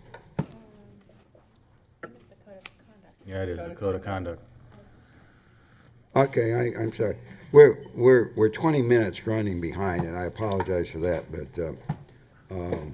anyway, yeah, and I'm stand corrected. The next thing is presentation of proposed changes to Code of Student Conduct Policy for 2019-20. We're 20 minutes behind. Okay. That in mind. Good afternoon. Thank you for having us here today. I'm George Schrar, Director of Student Services. With me is Skip Wilhoit, Dropout Prevention Specialist. Our purpose here today is to share with you what our proposed Code of Conduct changes are for the new school year for your review. We have a slideshow we'll go over. There's 19 items. We'll give a brief explanation, and if you have questions, we'll answer them for you. With your permission, we'd like to proceed. Yeah, please, go ahead. The first item that we have with the Code of Conduct updates for the 2019-2020 school year is the enhancement of the existing section on parent rights to better comply with state statute 1002.21 that we ran across. So it's just try to make that more compliant. Right. We want our parents to be very clear what their rights are and what our duties are to them with their students in our district. And I imagine that you would want to take these, if you have any questions, one at a time. So we'll continue with this. If you guys have anything you wanted to say, just let us know. The second one would be the removal of attendance language that's related to the accumulation of unexcused absences. You can find that on pages 8 through 11 in your draft. Yes, moving into this year, we will no longer have the 3 unexcused tardies equals 1 unexcused absence. We want that to fit with our new attendance policies moving forward. Okay. Vice Chair Messenger.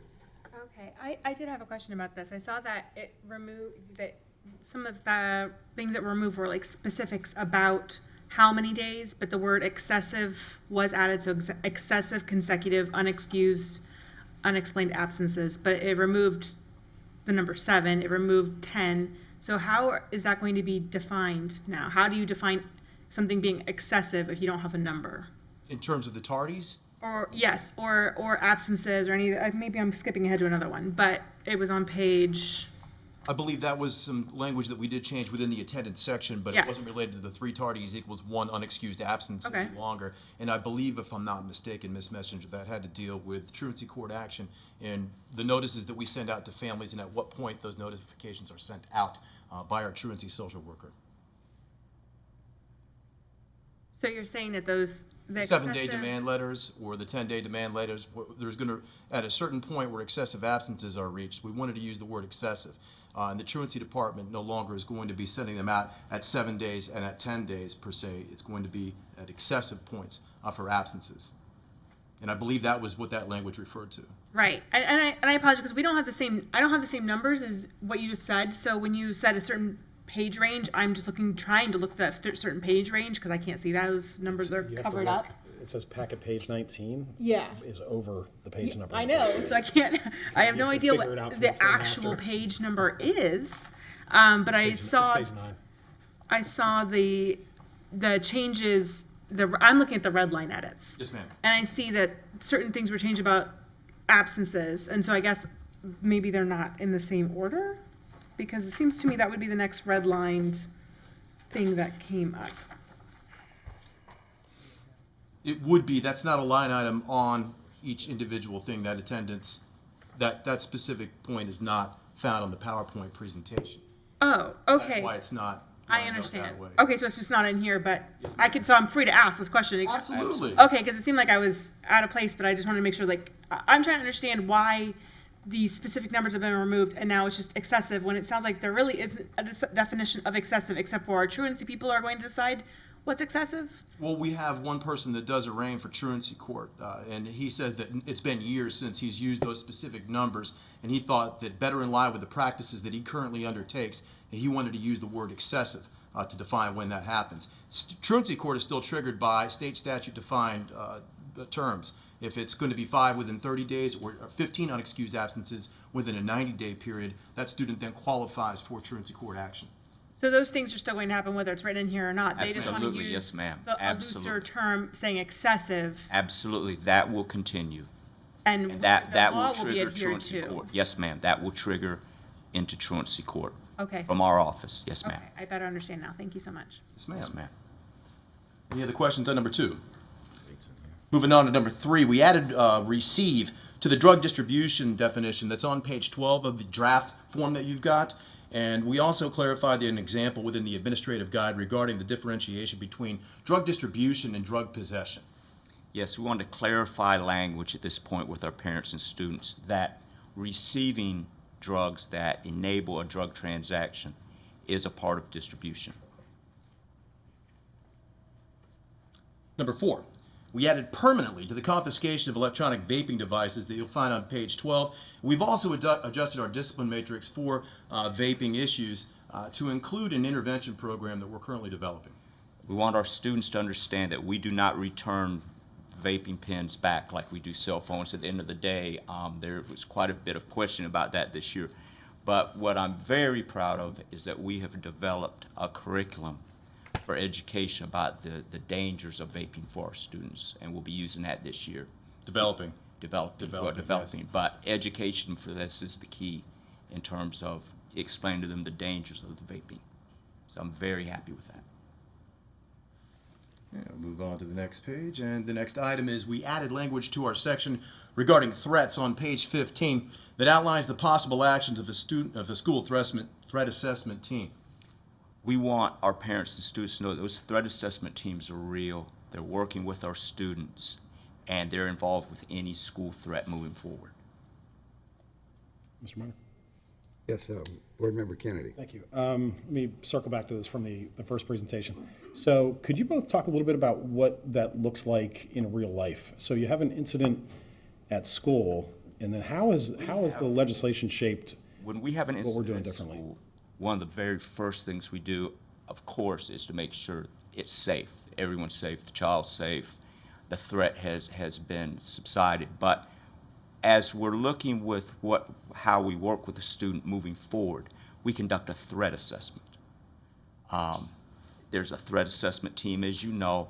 We try to convene teachers who know the child, administrators, counselors, and then really dig in and look at the nature of the threat that this child, number one, not only did, but number two, offers moving forward before we make decisions as to how to transition the student, have him stay at school, or transition him somewhere else. Now, we will be having training this summer from the state of Florida. It's at the end of July, that I believe will give us some guidance moving forward as to what else we need to incorporate. But for right now, that's how we do it. Okay. So has either this legislative session or the previous session, has it changed dramatically what we were already doing, or were we kind of already ahead of the curve on threat assessment? In my opinion, we were ahead of the curve. Okay. So we haven't had to change any of our policies or procedures? Not yet. Early on, when we looked at what we're doing with students who posed a threat to a school, one of the major components of what we consider is that threat assessment. So that, in my opinion, if you're asking me, we are ahead of the curve. And we'll be much more ahead of the curve when we get the training this summer and come back and have a chance for PD. Okay, the next item is related, and we added a section on threat reporting, not threat assessment, but threat reporting through the Fortify Florida app, and we also threw in there the MySDMC app and our online reporting system that we already had in place. Because it's critical for our parents and our students to know that they have access to this. It's anonymous. If they are threatened or they hear of a threat, social media, physical, whatever type, they can report this and do so anonymously, and it's critical that they know that. And you talked about being ahead of the curve, and one of the things that we've had in place for over 8 years is an anonymous reporting system where students or community members can report dangerous activity. But the Fortify Florida app is required by a new change in state statute to add to our code of conduct, and we put all of those in there. Number 7. Yes, sir. Mr. Minor, a minute. Yes, Board Member Kennedy. Skip, you're referring to the kind of the anti-bullying hotline? We used it primarily for bullying up until this point. We've kind of broadened the scope of it alongside the lines of the Fortify Florida app to report any kind of dangerous activity. And that's the instruction that we've been given to students and anybody else that we talk to about this for the last several years. And when Fortify Florida came on board specifically as a threat reporting mechanism, we just still felt that it's best to have all of our bases covered with what people are traditionally used to reporting through. So we wanted to lump all those things in there, let folks know that those are still available to them. But the bullying is indeed primarily handled through the MySDMC app and our online reporting system. Okay, and then those, so there's still two channels of communication. You've got Fortify Florida or threat assessment. Separately, you've got the anti-bullying hotline. Yes, sir. We didn't want to get rid of our local stuff just because the state of Florida came up with the Fortify Florida app.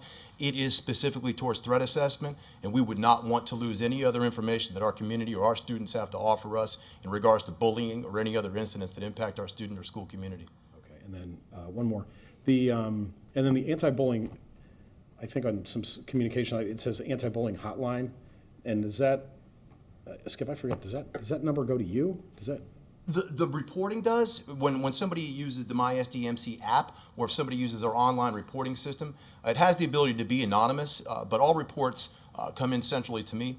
We have a contact in a network within every single one of our schools throughout the district. We have specially trained individuals to investigate these reports. So I immediately send that out to them, whether it comes in at 1 o'clock in the morning or whether it comes in at 1 o'clock in the afternoon.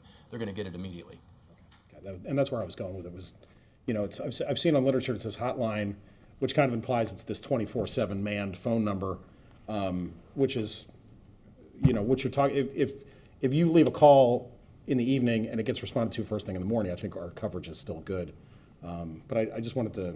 No, we don't promote this as a hotline, because that's exactly right. There's nobody there that they could talk to. It's not manned. That's not something that's part of any one of these reporting mechanisms. Okay. Thank you. Yes, sir. Anything else? Mr. Chair. Board Member Holmes. With regards to concurrently running the My SDMC app in Fortify, Florida, how are we ensuring that when we get information on our app that should go to Fortify, Florida, how are we getting that into Fortify, Florida, where they are monitoring this?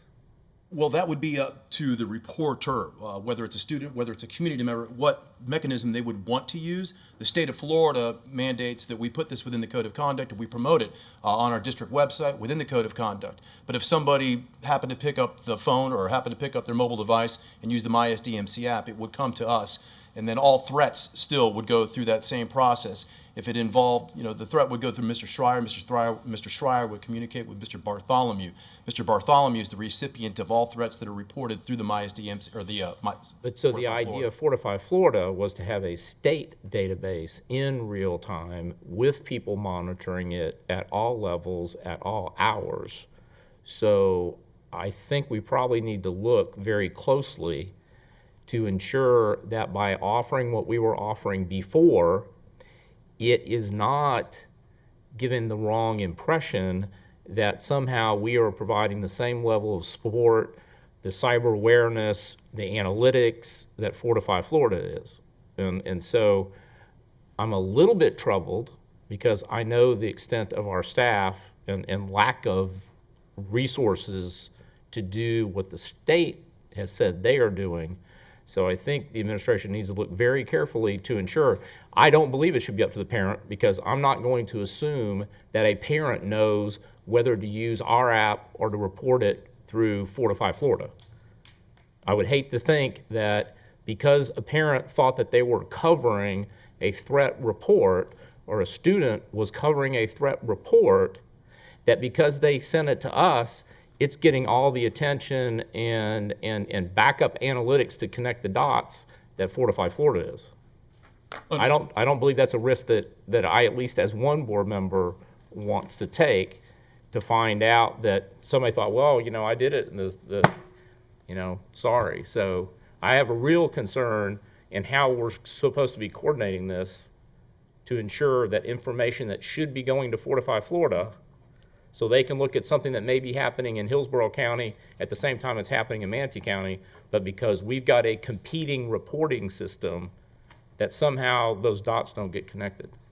I wouldn't call it competing. You don't have to answer it right now. Well, no, but I'm telling you, if I have both those apps and I'm a parent, I may think that one is equally, to the other. I absolutely see your point. We will address it. I mean, we got nearly 50,000 students, and that leaves a lot to a parent's discretion. Valid point. We will address it. All right, thank you. The next one that we have on our agenda is the guidance that we've offered for any pre-planned fights or fights which occur in clandestine locations are going to be met with a full 10-day suspension. This is to inform our parents and students that this action is a horribly, horribly unsafe action in our schools, and we're just not going to have any tolerance for it at all. Number 8, we've added language regarding the prohibition of recording IEP meetings, has been discussed already at the board meeting. Mr. Schreier? As that had been discussed during public comment, I've had parents as close as a day ago reach out to me. We are going to go back and revisit this and see if language can come up that's better suited for everybody's purposes, for sure. Mr. Chair? Yes, Board Member Kennedy. when we approve this later, I'll make this suggestion later, but I think because I get Mrs. Mendel's, I get the overall point. I mean, it's a matter of transparency. Anything the school district produces is a public record.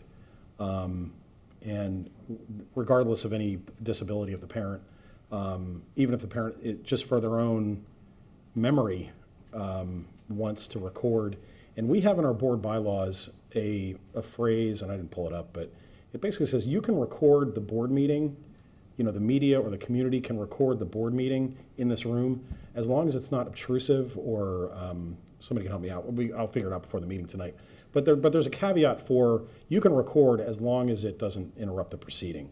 And I think, like, if you've got a parent who's like, I'm recording everything you say, and it's something like that, and it's confrontational, I could see a problem with that. But if you're just setting your phone on the table during the meeting to record what is being said, for whatever reason, I don't know how the rest of the board feels, but I think that should be acceptable.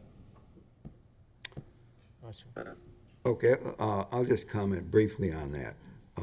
I think probably it was intended before that there wouldn't be any surreptitious recording.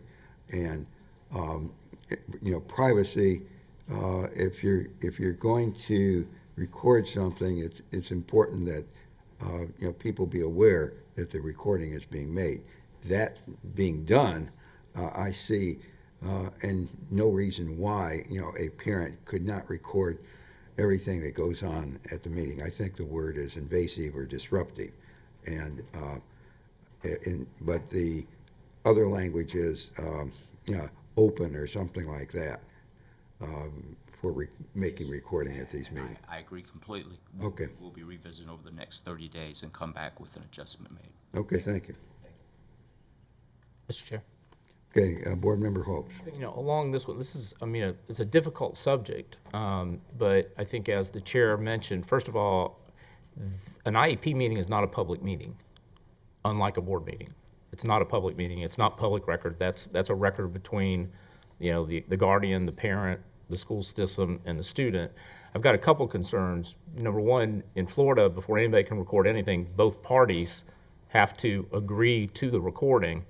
But I'm going to throw something out here that you may not have considered, and I appreciate the public, weighing in, because a lot of information can be exchanged in these meetings, and a parent who's engaged in the conversation may not remember everything that was discussed because they're thinking about what they're going to ask next.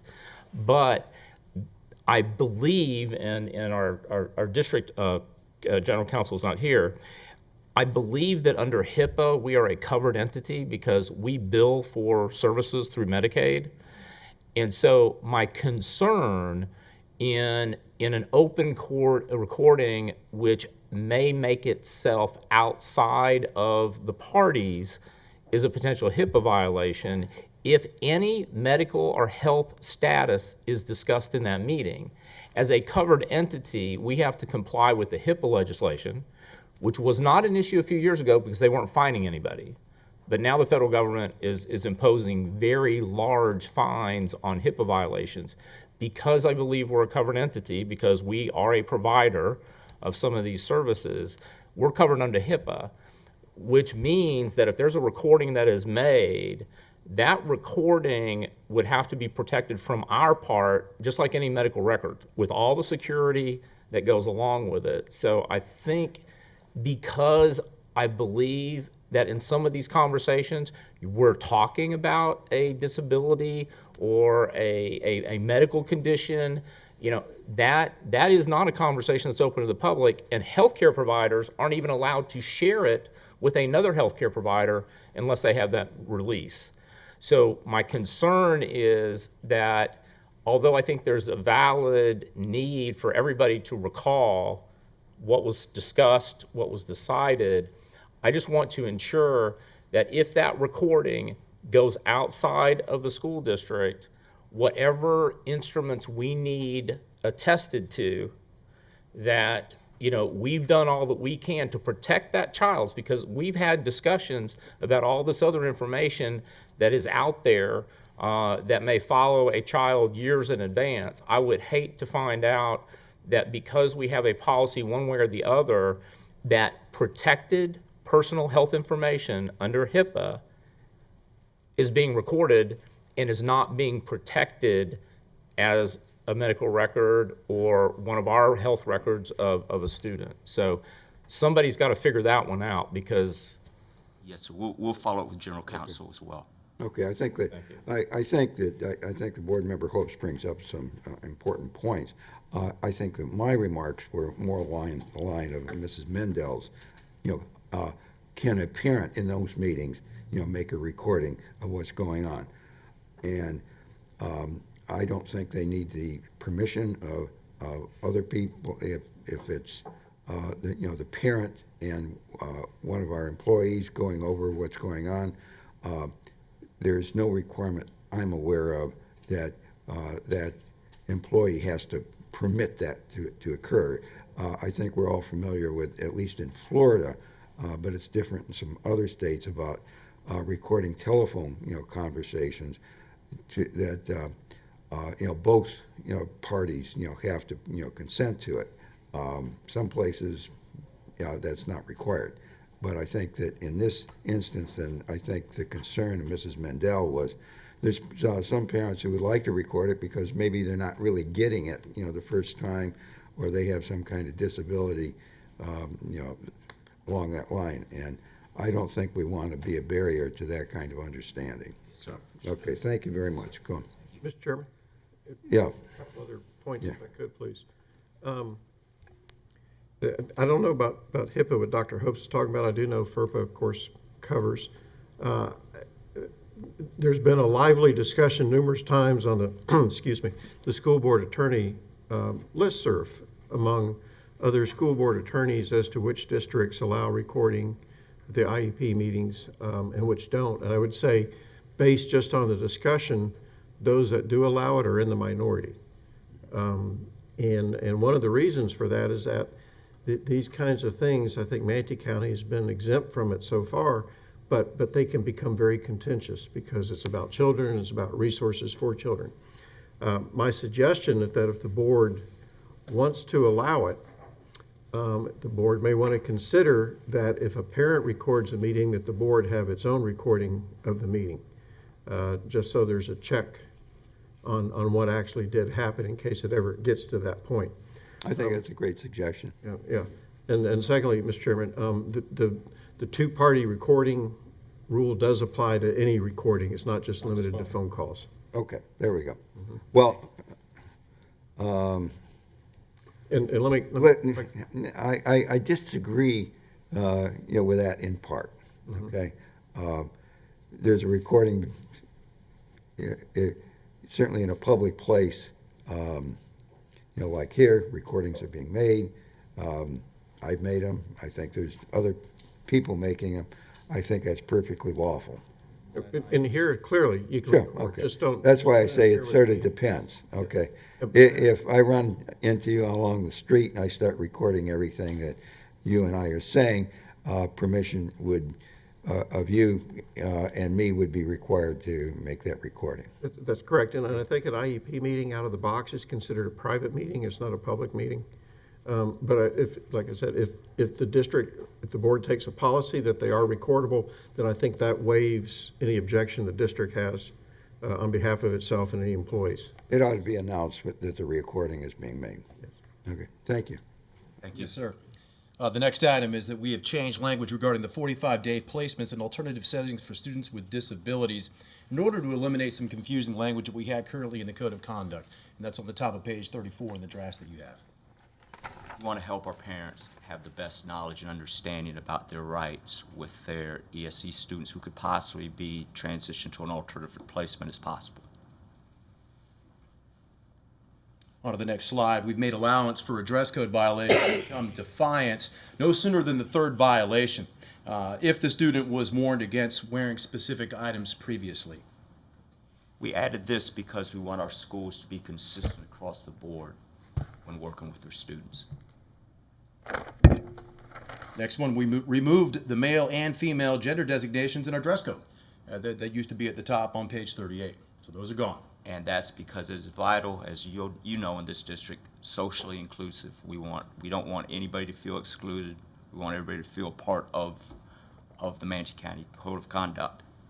That was the purpose for that. Mr. Chairman, on this one, Board Member Hopes. and I hate to bring this up, and I haven't gone through all of the areas where this has been deleted, but I do recall the internationally famous Nipplegate. I guess I got to see the gender-neutral language with regards to covering breasts. That's just one example. We don't have any language in there at all on that specific topic, Dr. Hopes, but There's language about covering skin. Right. we're good. That matter of fact, that's actually next on the agenda item. Okay. But it's the lower extremities. So we dealt with that when the international news addressed that, right? So it doesn't matter. Yes, sir. Okay. Thank you. And that next item we were talking about is the dress code as well, where we added the qualifier that exposes skin to holes, frays, and slits, and that's above the knee on pants that are worn by students. That's item R on page 39. And that's basically done because we want to maximize our students' time in class. We don't want to pull them out for something that basically is not a disruption to the school or to the class. It's a very common style, the frays and the holes and that. So that's the purpose of that. The next item is we've added blankets to pajamas or other sleepwear on that same list. If you're looking at it, it's also on page 39 to the list of prohibited items. No more blankets. And that is based to increase safety in our schools. Unfortunately, especially in secondary, oftentimes students use those blankets for things they shouldn't and carry things in those blankets, things they shouldn't. So it's increased safety. The next item is we've added language to support the district school uniform policy. And again, that's on page 39. Right, we put it in the code because we wanted our students and parents to have easy access to it if they have any questions about what's appropriate school wear.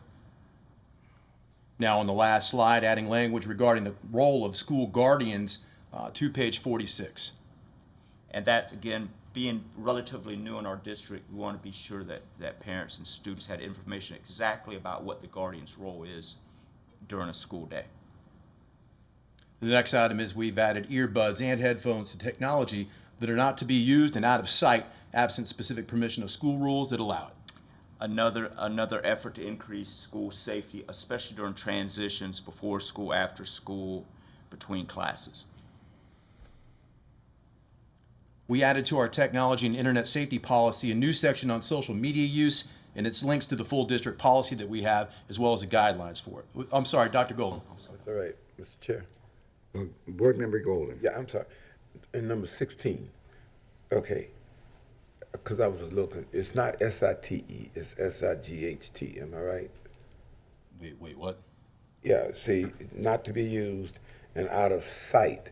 Yes, you are correct. It's S-I-G-H-T. Okay. That's now, a terrible, terrible grammatical error that should never have found its way there. That's all right. I just didn't understand, that's all. So that's exactly the end result. Okay, sight, the eyesight. Eyesight, yes, sir. Okay, all right, I'm sorry. Thank you. And the next one was, were there any questions on 17? Then we'll go on to 18, that we added language to include TV news footage next to video, film, or other likenesses on page 60. That's to inform our parents about directory information that's included in the code, give them clear language. And the last of these items that we have in the PowerPoint presentation is that we changed bus referrals from a discipline infraction category to a location where we would put the referral. And again, that speaks to wanting to be consistent with what we do anywhere that we are working with student supervision, as well as we want to have very accurate data. Okay. Any questions? Board Member Golden. Thank you. I'm new, so I'm trying to feel my way around this. What is the relationship between the Code of Student Conduct and the Criminal Justice Code? Are they separate? Do they interrelate? They are separate. Okay. However, a child could commit an act on a school campus or a school activity that would end up with the child being arrested or being dealt with by law enforcement, and also having a school consequence as well. It could happen. So you could violate the Code of Student Conduct as well as commit a crime? You could, Okay. but you could also violate the Code of Student Conduct and not commit a crime. Okay. Yes, sir. Who is the arbiter of that? And let me preface this. I'm concerned because we are now trying to move in the direction of civil citations for our juveniles and trying to make sure that they aren't burdened with criminal charges that follow them on into adulthood. So who makes the determination, we're going to keep this at the school level and/or we're going to? Very good question. Our resource officers are the legal experts in terms of if a student is to be arrested. And we, as school administration, are the experts of the Code of Conduct. But normally, if it is in Florida statute for law enforcement, it's carried out at the schools. Okay, and it is the resource officer, not the principal, not the guardian, not any of the school. No, sir. It is the resource officer. A principal cannot file charges against a student, only as a victim, but a resource principal could not direct a resource officer to arrest. Okay. That was solely at the discretion of the resource officer. Okay. Solely at the discretion of the resource officer. Yes, sir. Where is that? Where do we have that in our? No, I'm just saying, is that in our policies? Because I want. There is policy that speaks to legal law enforcement intervention, and I'd have to find that page for you, but it does speak to that. And on page 46 of our Student Code of Conduct, Reverend Golden, there is a limited role of law enforcement as one of our sections in the Student Code of Conduct, and that should be in front of you if you'd like to review it. Mr. Chair? Okay. Yep, Reverend Golden, the school board, through its policymaking, cannot add or take away from the law enforcement ability to enforce law. I mean, it's really the discretion of the law enforcement officer as to whether a crime was committed or not. They do have some discretion as to say maybe this is better handled administratively than in the justice system, but that's kind of a case-by-case call. And that may be a valid item to discuss with the resource officers to kind of get a comfort level on both sides of that question. But I don't think officially the school board could pass a policy that says, you know, certain crimes, even though they may be on the statute books, we're not going to enforce them on campus. I don't think you have that ability to do that. But we do have the ability to discuss with the resource officers. Yes. The exercise of their discretion. And get a better sense of where the borderline is between administrative enforcement and law enforcement. I'm sorry, the reason I bring that up, Mr. Chair, is simply because if there is an opportunity to deal with this in terms of a juvenile citation opportunity as opposed to an arrest, that decision still rests with that resource officer. And I'm just wanting to try to make sure that A, the resource officer knows that, B, that the principal knows that you don't. Dr. Gordon, I would tell you that most of the arrests that I've been involved in on school campuses were civil citations themselves, where they were paperless arrests. Okay. It was sent to the state attorney's office. Most of the So we're already doing that? Yes, they've been doing that. Yes, Okay. sir. Yes, sir, they have. All right. We do have two items that were brought up that were put on too late to exhibit up here that we will have, when we come back in 30 days, we will have worked with. One of them speaks to our directory information, but another one speaks to initiative for bus safety. Mr. Wagner, if you want to chime in with that. Mr. Chair? Yes.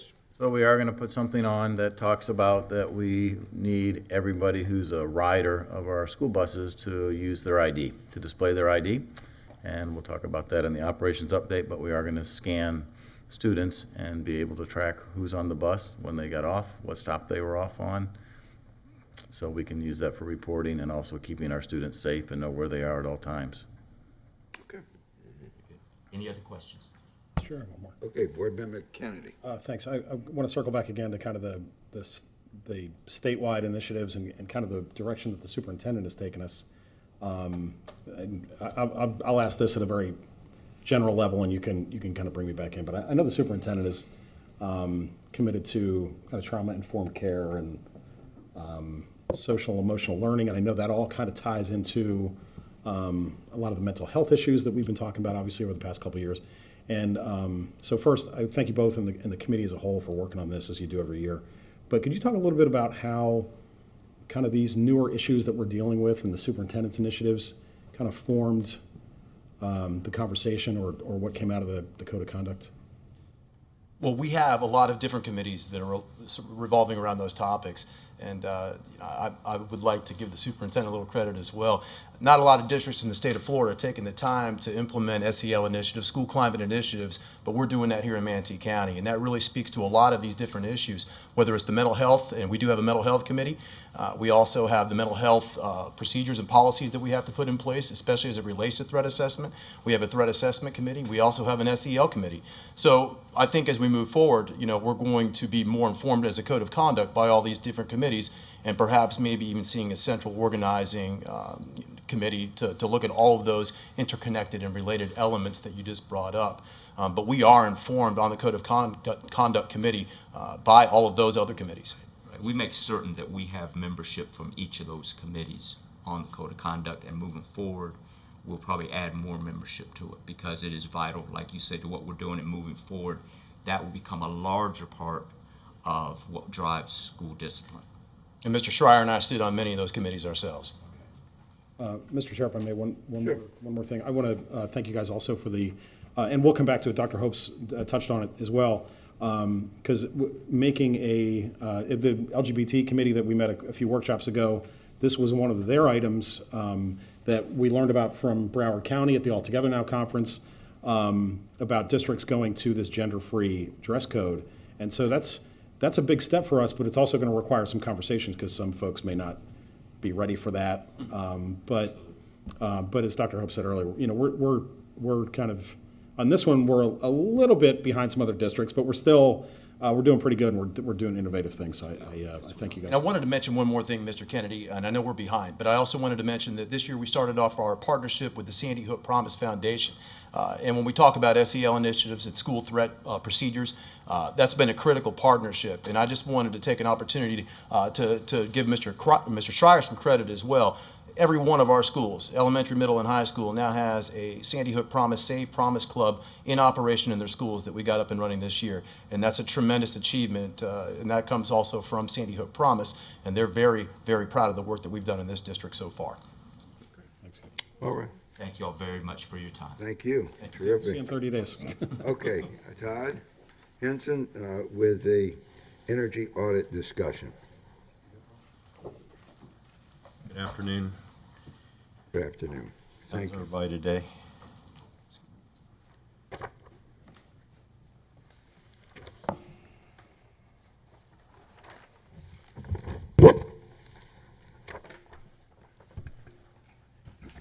Thank you.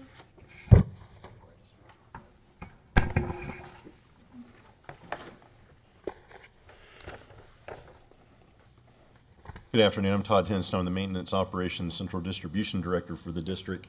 And I do want to make a comment about one of the presentations earlier. There's some really good things going on in Manatee County. Those elementary schools are awesome. And I was kind of excited about going over to Palmview myself and getting on some of that equipment. Today we're going to talk about energy and energy audits, and it's kind of like a 10,000-foot overview. And I'll just move through the presentation. The utilities piece is the next slide. It's our 17-18 utilities for the district. We spent about a little over $12 million on all of our utilities, and it's no surprise the red area is our electrical consumption. And then it's kind of hard to read in the graph itself, but the bottom legend has all the information. So out of that, $10 million is electricity. So what is an energy audit? And typically energy audits are something organizations like this might use. And so an energy audit is a systematic analysis of energy use and energy consumption. It's a key to decision making. The main objectives of an audit are to establish an energy consumption baseline, to quantify energy usage, and to identify existing energy cost reduction opportunities. And a lot of these audits are based on ASHRAE standards. and that's the American Society of Heating, Refrigeration, Air Conditioning Engineers.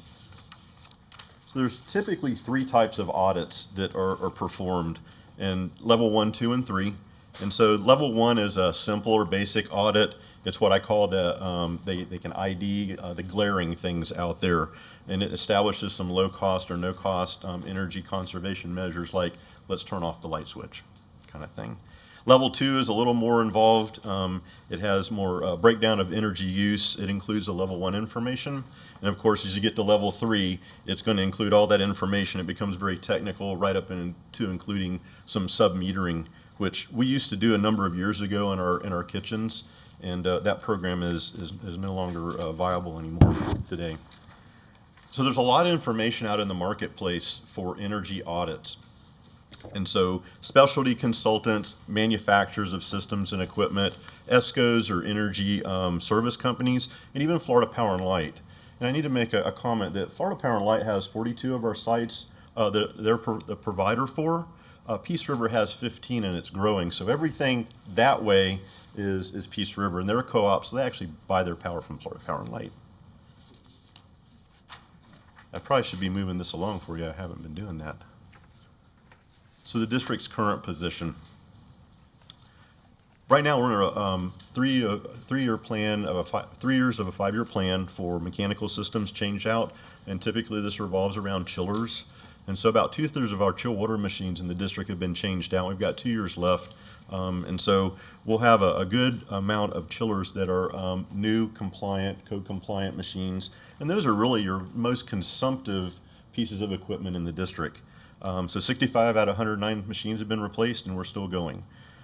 We also have a number of retrofits that have occurred around the district for stadiums, gymnasiums, parking lots, and classrooms.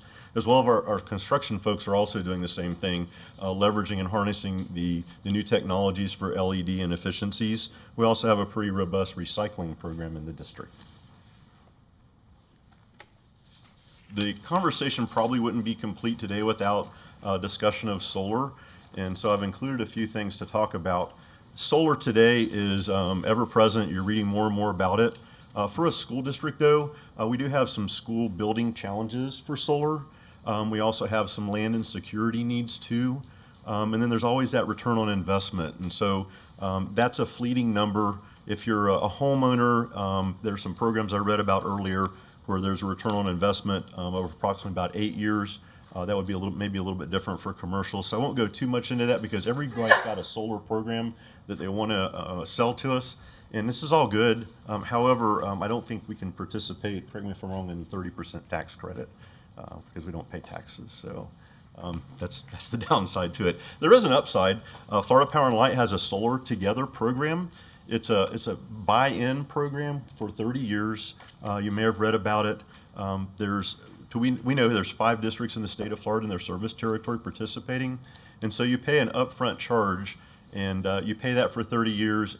Starting year 6, it becomes neutral, and each year you earn credits back out to year 30. Of course, as it gets to the latter part of the program, it becomes more attractive. However, those are things that we may need to have more discussion on because organizations may not want to enter into a 30-year agreement. It kind of binds future boards and superintendents. But to give you an example of what our costs would be, so if we participated at 100%, for us to be writing a $2.4 million check each year for 30 years, at year 6 we start to get some of those monies back in the form of credits, energy credits, and it goes out, to year 30. So I don't know about you, but I probably won't be standing at the podium 30 years from now addressing the board, so it's something to think about. Mr. Minor? Yes, sir. Yeah. Right, Board Member Kennedy. Todd, I have a couple questions. Yes, sir. As long as you're on it. So 2.4 million per year. That's at 100% participation. They also calc this at 50%, and of course you just divide it in half. So instead of writing a $2.4 million check, you would write half of that. And then what is the amount of the credits? So I didn't bring that with me today, but the credits, starting year 6, you start to earn some of those dollars you spent back in the form of an energy credit. So you don't get money back, you just get basically kilowatt hours money off your bill. So they don't write you a check. But it goes through, and when we get to the latter part of the program, it does look pretty attractive. But there's no guarantees. It's an investment like anything else. And then are you kind of locking in a kilowatt price for 30 years? Or? So The way I understand it, and Mr. Kennedy, I'm probably going to have to come back to answer your question. I'll have to get that from our FPL rep, but the way I understand it, it's an investment. You invest in their program for 30 years with understanding that, like any investment, there's no absolute guarantees. Dr. Hopes is, so there's no guarantees. However, it does look attractive. And so we know that it's by account, not by site. So we have, I think it's like 119 accounts with FP&L. So we might want to try just a few, something small, just a trial pilot, and see how it goes, But I am concerned about the 30-year plan. I don't know if that's something that the board and the district, Dr. Hopes? Mr. Chairman. Okay, Board Member Hopes? These types of programs are interesting because a lot of it goes through the Public Service Commission, and it's kind of like paying into nuclear power, and then when they decide not to build a nuclear power plant, they still get to keep all the money.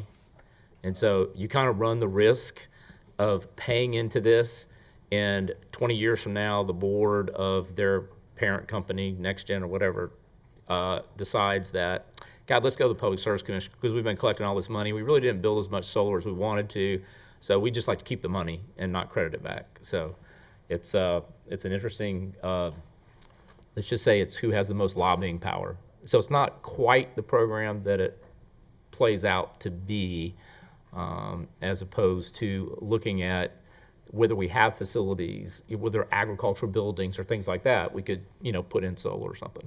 But it's a gamble. You're banking on the fact that their projected return on credits is going to look like this in 20, 25 years. And it didn't play out that well with nuclear. Mr. Chair. Okay, Board Member Golden. And speculation is fine, but I'm just wondering if I'm interpreting the numbers that we have here correctly. What this says is that we spend $12,427,000 a year to meet the utility needs of the district. Of that 12 million, 10.5 is for electricity. Yes, sir. The part of the chart that's in red, right? It's 85%, or yes, sir, it's 10.5. So there's no solar color in here. No, sir. Okay. We just view electricity as what it is. We don't know how it's generated. It could be hydropower, wind, it could be solar, it could be fossil fuel. So, mainly what we get right now. Which, if you included all of the fossil fuels, you've now got natural gas and propane, which adds on to that. But let's just say, yes, where is the point of equilibrium in terms of continuing with the fossil fuel service that we need in the district and using and embracing the new solar energy? And I wanted to compare apples to apples and oranges to oranges, because first you got to put the solar panels in, you got to find a place for them, and they've got to replace. Where does this become economically, I don't want to say efficient, but I can't think of another word right now. I know what you're saying. Yeah, valuable. That's why you're the superintendent. Valuable. Yeah. How can we as a board say, if we do this now, 5 years from now, we'll break even and we're ahead of the curve. If we do this now, we'll never be ahead of the curve. We'll just be spending less. Reverend Golden, today I don't know if I can answer that question, because the solutions are going to come from industry. We're just a user, and so the industry is ever evolving with these technologies. And so as technologies improve and things become more viable, we will be buying power generated, and a good example is from Florida Power and Light. You may know that they have a number of solar farms out there in the state of Florida, and so they're really going after that aspect of generating power. The whole idea is to, of course, reduce our costs, and we haven't talked about this, but it's another part about sustainability, and that's part of the discussion when we start talking about these things. I wanted to try to keep it to the subject matter of the audits and the basics, but you can really expand out, and we can really have a lot of really good conversations about sustainability. And there's a number of groups out there. Mr. Wagner and I met with the groups earlier, I think it was last week, and so there's a lot of folks that are really interested and they'd like to share that with us. But I think that to answer your question, come back around, I'm going to have to go to the industry for those answers. We as a school district are just a user. And they got 60, well, they aren't over the whole state, but we are often being importuned to consider the cost. And I think that might make sense direct cost-wise. But what I'm hearing you say is that there are a lot of indirect costs associated with providing utility services to a school district. That's a good way to put it. I would say that. Okay. But there's a lot to it. That might not make it viable. Yes, sir. All right. Thank you. You're welcome. Okay. Any other questions? Thank you very much. So we have next steps, and the next steps piece of the presentation really is to generate some discussion. We have been down this path before a number of years ago on energy conservation, where sustainability is now part of the equation, but there's some goal setting and direction that needs to occur. And we need to really harness our strategic planning process to deliver this. I think that would be an excellent vehicle. And of course, work with our service providers and not limited to maybe one commodity. As Reverend Golden mentioned, there's about 1 million plus gas out there number that we need to look at too. And that's a component part of our HVAC systems for the most part.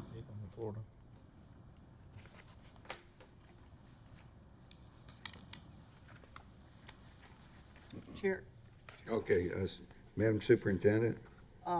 so really what we're looking for, I know there was a lot of discussion about this topic, but really what we would like from the district is if you would like us to continue that, I hate to put poor Kevin on the spot, but Mr. Chapman, would you stand up for a second, please, sir? I don't know if everyone has met him. He's our new director, working with our strategic planning process. So, you know, as Todd mentioned, if this is of an interest, we certainly can put that as one of our topics. We will begin the process of setting benchmarks and matrix of things that could be of consideration to the district and the board, and then we'll start focus groups and community groups and so forth around these topics. But if this is a decision or a direction that you really would like our district to look into some initiatives, we will definitely put that as one of the focus groups. So we're looking for direction of what you feel is important so we know how to go back and formulate some plans and ideas for you. Could I ask a question? Okay, Board Member Golden. I think I've heard anecdotally that this is like $1 billion company or something that we've got. Something like that. Yeah, and utility costs here are like $12 million right now. And so that's about 1.2%. Did I do that right, Scott? Okay. Of the budget. And I'm not trying to make light of this, but I am saying, do we not have bigger problems that we need to address, like right away before we make a decision like this? Maybe this might be a time to just step back and stop being so emotional about our utility costs and how to solve them by converting tomorrow to solar energy. And maybe we might want to give more thought to trying to get some of the problems solved. That's just, I know putting it off doesn't solve the problem, but maybe it helps us to develop a more realistic perspective about how viable the solutions that are being proposed. That's all I'm. Board Member Hopes? Yeah, and Reverend Gold brings up a good point. And I will tell you, you know, in industry, the conversation is more about sustainability. And perhaps we as a board can talk about sustainability and teaching sustainability in our schools around these types of thoughts and issue. Because you're right, you know, when you look at it, even though we're one of the highest consumers per square foot of electricity, FPL and others are embarking on some major energy sustainability programs that they're handling it for us. But I think it probably is a valuable conversation, have a workshop around sustainability, what we're teaching at pre-K all the way through the Manatee Technical College around sustainability, because it takes on many shapes and forms. And it's interesting conversation, having gone back to school 5 or 6 years ago, and a bunch of grown adults that run companies about jump down the throat of the professor who's going to teach sustainability. But at the end of that course, it ended up being a very valuable experience about the thought to put forward. So I would like to have that discussion, because I would like to know what we are teaching, in our curriculum, and how we're embedding sustainability issues, so that our graduates come out thinking about how we consume energy and non-renewable sources and things like that. Board Member Kennedy? Yeah, Dr. Hobbs, you hit the nail on the head. It's about a couple things for me. In the short term, you look at how can we make our buildings more efficient for whatever the energy source is. But in the long term, and I'm glad you had that, because the strategic plan is where I think we can tackle this best. Because we're not going to be here in 30 years, but the school district is still going to be here in 30 years and beyond.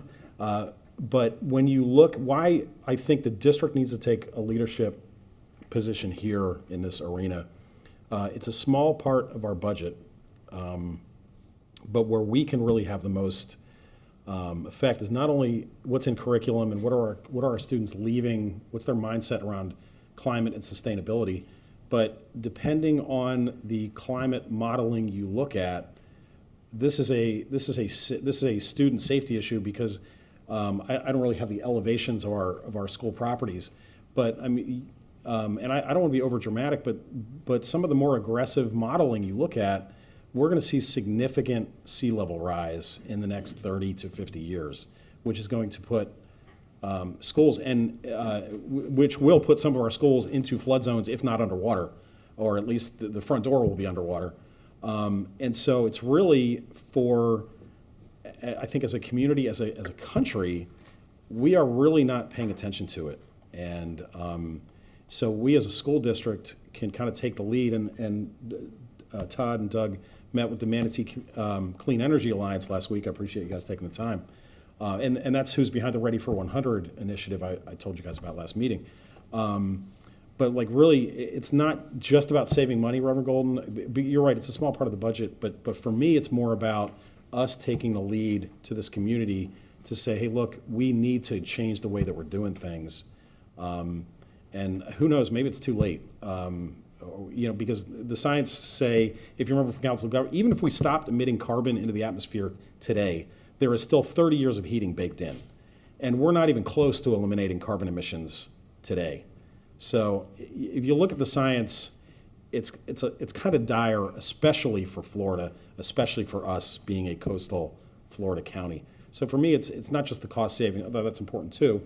It's about the district taking a leadership role in this community about, hey folks, wake up. Like we are 3 miles from the water, and this is significant. So, Mr. Chair. Okay, Board Member Golden. So if I'm hearing correctly, the expressed sentiment of our board is that there are some economic ramifications to be considered, but there are also some scientific concerns that need to be addressed. My only concern is that right now, as we sit, we don't have enough information to make a decision. And so what we are dealing with now is what direction do we want to give them, and when do we want them to come back to help us do that? And I'm open to that. I don't. What happened?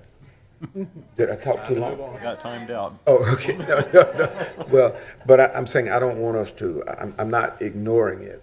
I just don't. I'm not quite so sure what would be a proper time frame. I'm glad we're having this discussion now in the context of the budget.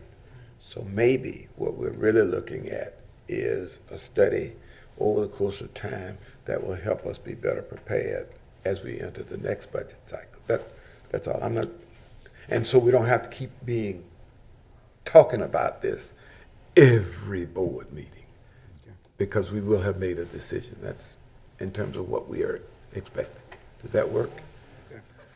All right, thank you very much. Thank you. Thank you. Thank you.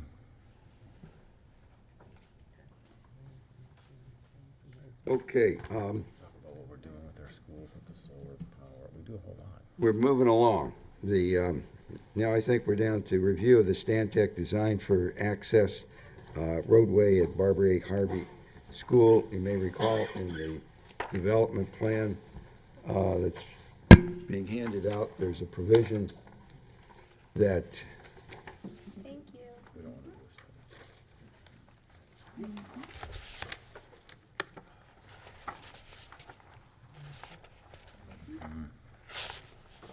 this. talked in terms of there would be a plan submitted to us for our approval. You may recall that in much of the discussion, it was pointed out that in terms of the final plan, it was up to review of a Stantec plan to be submitted to us.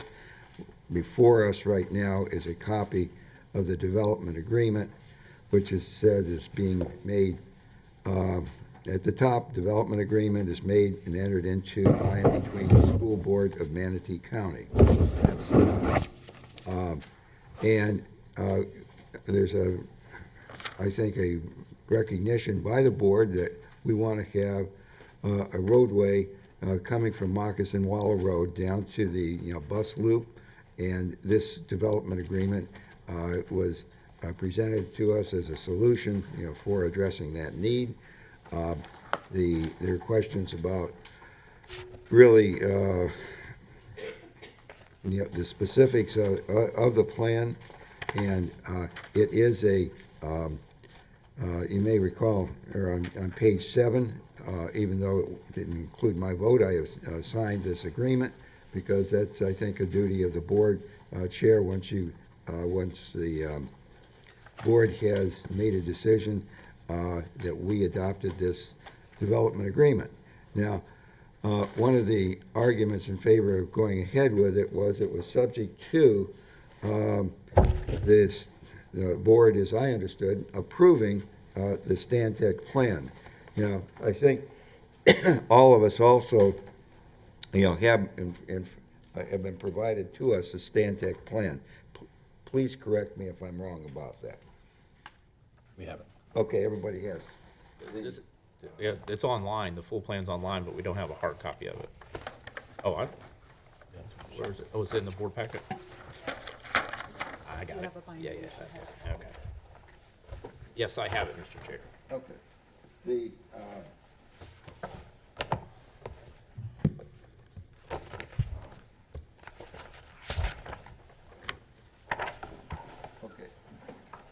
okay.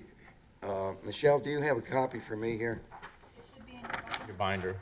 Okay, I have it on the computer. okay, yeah, okay. Thank you very much. And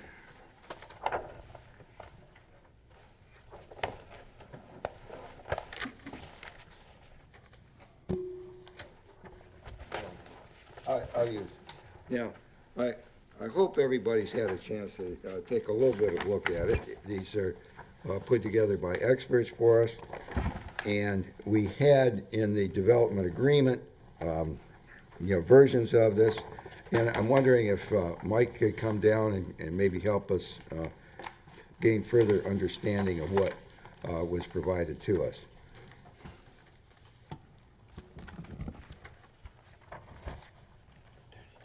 I don't see page numbers, but I'm looking at this.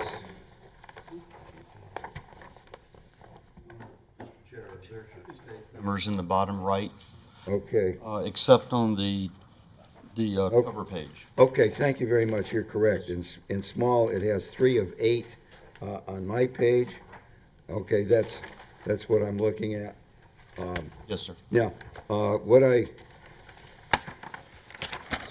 said just a few minutes ago about the development agreement, is that your understanding as well, that this was subject to this board approving this plan, so that we could go forward with having the driveway or go some other direction. Is that your understanding too? Mr. Chairman, it was my understanding that it was going to be staff that approved it based on some of the discussion that we had. However, I have no issue with the board looking at it. I think it's a safety precaution, so that's great. And Okay, your position is that the school board of Manatee County, that this a development agreement is between and this Moccasin Wallow Associates LLC. It doesn't even require the school board to approve it. And I have a different impression because during the discussion that we had before, one of the arguments made was, gee whiz, it's not final until you approve the plan, but you disagree with that. Okay, in any event, it's kind of nice to include this board that's responsible for everything going on. I guess you agree with that. Now, what we have in this plan are blow-ups, I think, of some of the papers that were provided to us before. Now, you may recall one of my concerns was access, to this roadway from the east, which is property owned by, for lack of a better term, Neal's. And it was brought up by me, the more traffic along this, the more, is a challenge to the safety of the students riding buses or whatever along here. And I had said I think there ought to be a limitation on the amount of access going into that roadway for the safety of the children. And I think there was some acknowledgement. There was a gentleman that was with John Neal who came up forward and said, well, I think maybe, two access, would work. That was my understanding. And there is, and this plan's very clearly, down at the bottom, this would be at the south end, an access going over into Neal property. And I personally don't have any problem with that. My problem was all along going north to south, which is property on the east, is owned by our friends with the Neals. And to have kind of unmitigated amount of access onto that roadway kind of scares the heck out of me.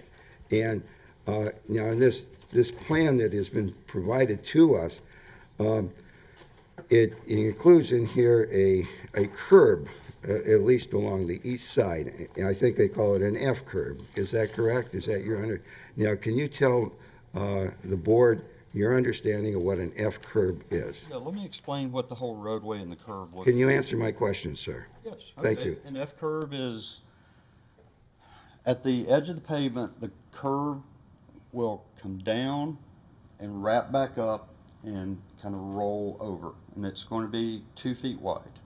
Okay, and how high would that F curve be? I think it's about 7 inches. Let me look at the detail.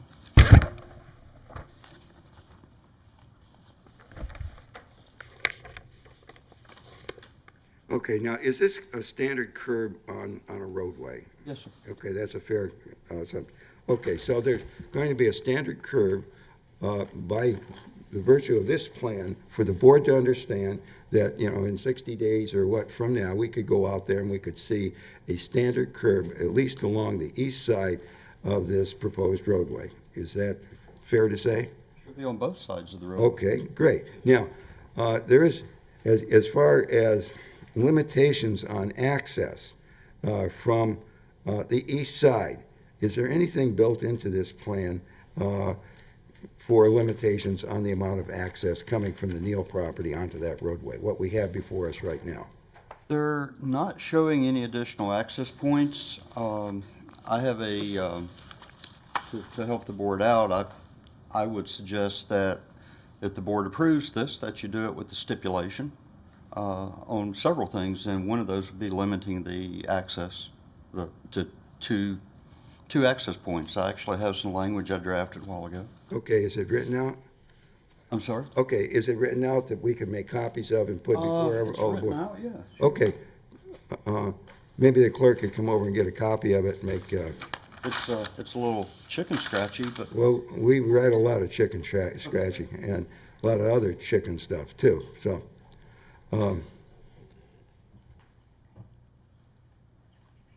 I think everybody wants to get on with this roadway, and the will of the board was, my understanding, is to go forward with this, subject to approval, of the plan, and you have some suggestions, and I applaud the suggestions to have it written down, and we have John Neal here with us. We are privileged to have him. I assume that you've had discussions with him about the proposals you have in this chicken scratch? Okay, thank you. Correct, and Okay. he will agree to those. Okay, well, thank you, Mr. Neal, for being here. And we're going to have copies in front of us to go forward with this. I think this is congruent with my feeling, in the original deal. Have it in writing, okay? Yes. And these are pictures. I think that I will attest, Stantec is a great company, does a lot of work around here, and I don't question the work or their integrity. And I think everybody knows where I'm coming from, and we're getting together on this.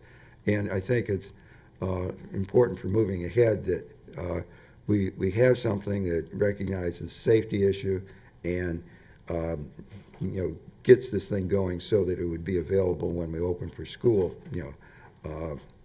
What is it, August 7th, something like that? 12th, okay. And how big is it? Is she going? It's just one page. Well, okay, we have a copier in there. I don't, okay. And we have top down.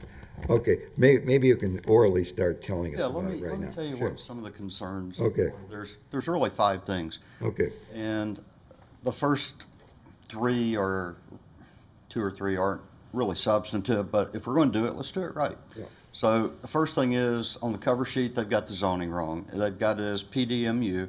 It's PDR. I just would suggest you make it, just note that it's incorrect and they need to change it. It doesn't have any impact at all on this. okay, when you say cover sheet, are you talking about page 1? Yes, sir, and I think it is note 3. I don't have it in front of me anymore. So I believe it's note 3 where it says it's PDMU. Where it says existing zoning is PDM, it looks like L's to me, but my, UL? It's on the aerial photo. I'm sorry, okay, PDR. I do have it now.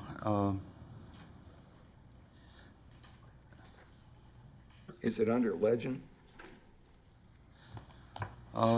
Existing zoning is PDMUN, it looks like, for.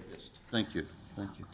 Okay, it's note 3, and I would just recommend that they change the zoning note to PDR. It is actually zoned PDR, so they're not rezoning or anything. Okay, that's note 3, change it to PDR. Yeah, it says PDMU right now. Okay, yeah, that's, So, not substantive, but let's do it right. okay. Okay. Second item, and I have mine back now, so. Okay, thank you. Second item on the cover page in note 4, they've got the project boundary listed at 2.4 acres. I believe we all know that it's 0.42 acres. So I just would recommend that if it's approved, that there's a notation that it would be changed to 0.42 acres because that's the property that was described in the deed. I'm sorry, I was. Note 4. Okay, Instead of 2.40 acres, it should be 0.42 acres. That's the amount of property we are deeding over. due to different engineering firms working on the drive at intersection, is that what you're?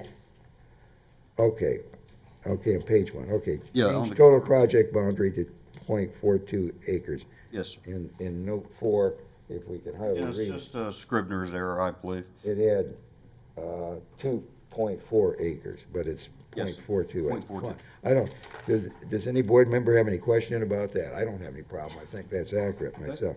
Okay, Mr. Chairman, just so I kind of make sure. yeah, So really, what we're talking about is aligning the legend from the engineer with the deed?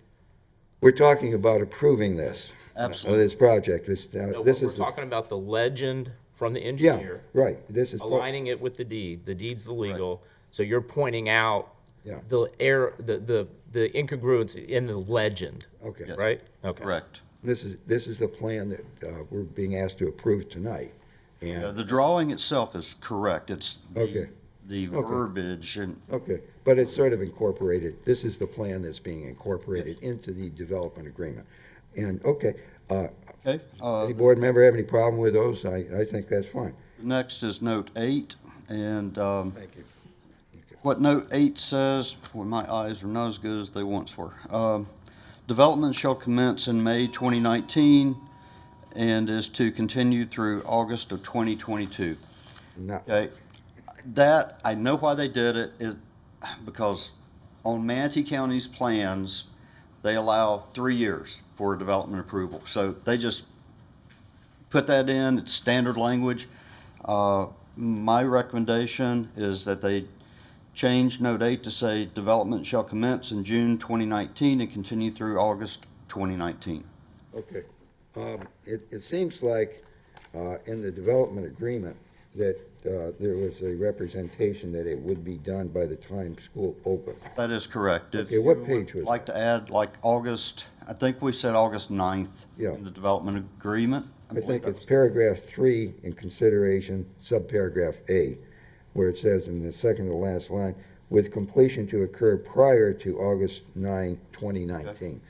And I'm looking at the development agreement, and shouldn't then this legend include that date? I personally, I don't. John, do you have a problem with that? That's the agreement in here, okay. I mean, it's to be consistent, with the agreement. That's what we're working toward. Sure. Mr. Chairman, I've talked with Mr. Penley about this. I mean, we're trying to get it done by the 9th, but we have to start to get it done by the 9th. I would ask for just a little leniency in that. We have to, we just have to get it done. So, I mean, the 9th is what the agreement says.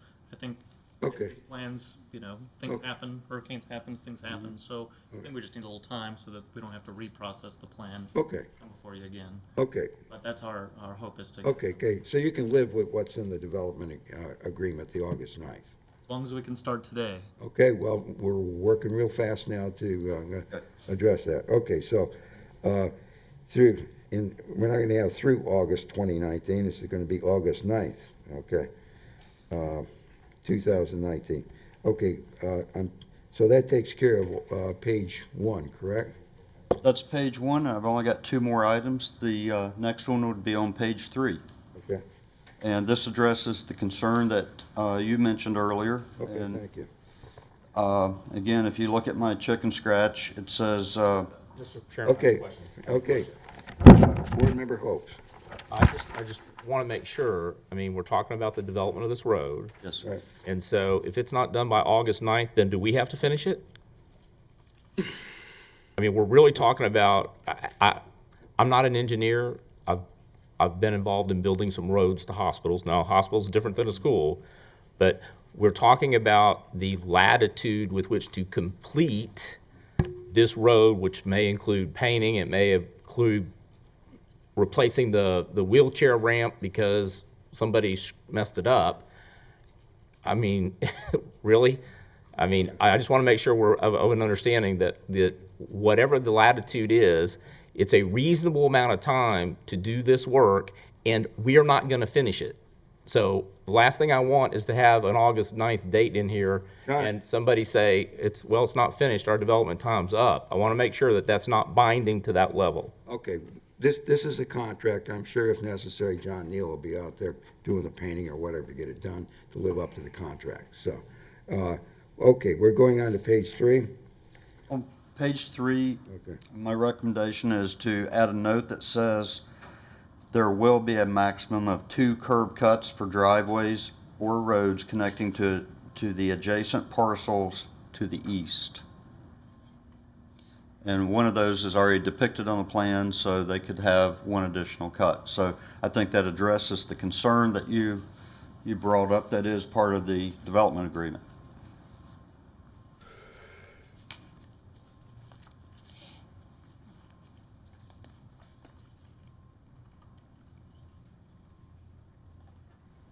Well, okay. I think that,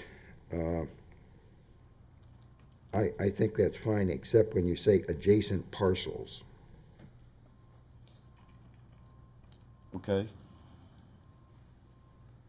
I think it ought to be, it ought to read, to adjacent parcel to the east.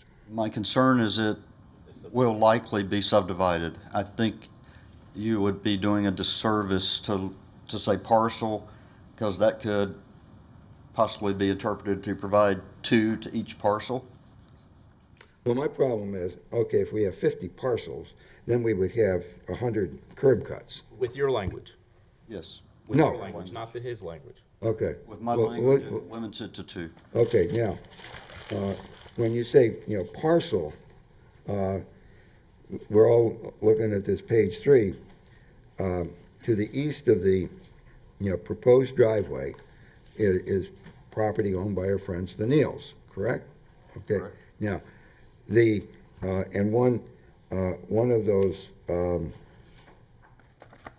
curb cuts or driveways, do you include down at the south end where on this? Correct. Okay, so that the maximum of 2 curb cuts, and I don't think there's a curb down there at the south end, where it bends over into, Neal property, is there? Correct. You're correct on that. Okay, there's no curb cut. There's no curb there.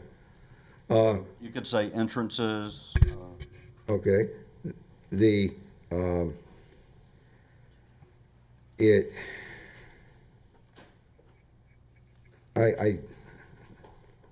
want to have a, 100% straight understanding between the parties, but that, I think you're saying, or intend to say, is that in addition to, the access at the south end, okay, there would be allowed another access going north, to toward Moccasin Wallow Road. Is that your understanding? yes, sir.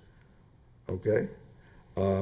Now, I don't have any problem with that understanding myself, but I don't think that language reflects it. Okay. And to have the language reflects that, there will be, access to this roadway from the property to the east of the roadway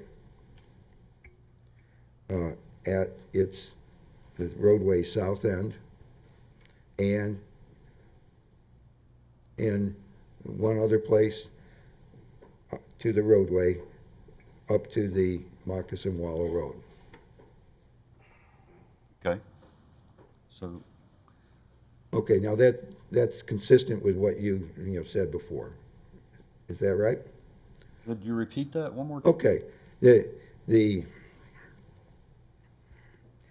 will be an access, to this roadway there will be 2 accesses to this roadway from property to the east, with one being at the south end of the roadway. I would not recommend that, because you're forcing him to build a second drive at that point. Well, okay, So I would say there'd be a maximum of one additional driveway in addition to the connection already shown, something along those lines. that's fine with me. Okay? I think we're just asking, trying to get Yeah, the it's just language semantics. straight. Okay. And so, somewhere in here, we make it clear that in addition to what access is shown on Stantec's, what do we call this? Your drawings, okay. There shall be an access point. What would you, driveway? Should be no more than one additional access point. Okay, no more than one additional access point from, between the south end of the drawing to Moccasin Wallow Road. Okay. That works. Okay, that works, John? Wherever you wanted to have it. We have an agreement, and an agreement exists. If you wanted to add a note to the plans that showed another access, we're fine with that, but we don't want to reapprove, because I'm worried that you're crafting language here that we haven't reviewed. Well, okay. I mean, you have me on the public record, I'm on the record at this time, I understand the intention of yourself and the board. You don't want more than 2 access points, we agree with that, Mr. Minor. Okay, well, So we're fine with that. as Mike was saying earlier, it's to put it in writing, so that if something happens to you or anybody, it's clearly understood for the people of this, community, that there's not going to be, more than 2 access points in there. And it has to be in writing, in my opinion. The agreement that was voted 4-1 to approve would be, subject to our approval of a Stantec drawing. That's my understanding, at least, and I don't think you're arguing about that. And so this language that we... I don't want to interrupt you, Mr. Minor. This document here is an exhibit to the agreement. I ask that you approve it, and we'll add the note. I'll add any note that you want, but we're going to have to make the change and come back to Mr. Penley to have him look at the note. But it's fine as long as the intent is clear, and I think it is. Okay, well, let's get the language straight now if we're going to vote on it tonight. And we want to vote on it tonight in the next couple hours, and to, get the starting. Okay. I mean, I'm just saying, I understand the intent. You're massaging words here, and it has me a little concerned that we're going to change the language. We really actually never agreed to being restricted to having an access point on the far south and one at the other point. And the whole point of our last discussion as to whether you can get east and west across this property is that we haven't designed the property. So we're concerned about being tied in any more than, hey, we're going to have 2 access points. You agreed to what would be on an approved Stantec drawing, and we're talking about this board approving it. And for us to approve it, I'm saying, or at least for me, we want it real clear for the safety of the children that there will only be, 2 access points to this driveway. And it's in writing, and you have to scribble it in blood or hands or pen, that on page 3, that's the way it's going to be. And Mr. Minor, for a question. Yes, sir. And I'll direct it to you first because you've got the longest tenure on the board. With what frequency has the board looked at engineering drawings and debated the finite language in a legend of any construction project while you were on the board, Mr. Minor? Okay, I'm not going to answer that question because I don't think is going to get us. Well, we have a building department. I'm sorry, that's worked on Mr. this. Hopes, you're out of order. Okay, is that agreeable? Let's get it. Okay. Subject to the language. I mean, we have an agreement. Okay, no, we're either agreeing to the language or not. I just, of the 2 access, there will be 2 access. In addition to the end, there will be 1 other access point to the road from the property to the east. I think the intent is clear. That I'm fine with. Okay, and we'll write that right into, But please say no more than 1 additional. no more than 1 access point between the. In addition to what's shown. In addition, okay. An access point that you may not want. Okay, all right. Mike, okay, we're going to have a little star here that says, You got a star? yeah, that, okay, asterisk or whatever. Okay. In addition, I'm trying to track your language word for word. In addition to an access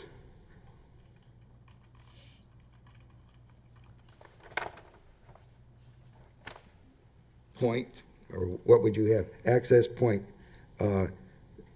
at the south end of the roadway?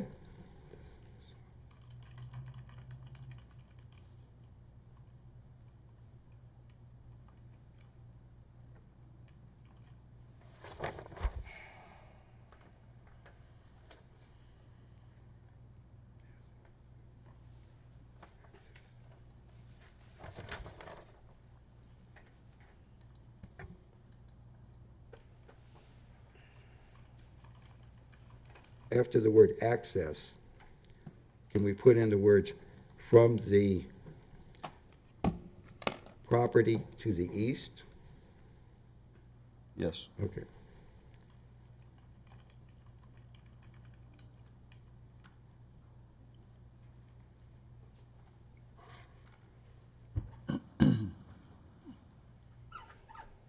Okay, in addition to an access point from the property to the east at the south end of the roadway,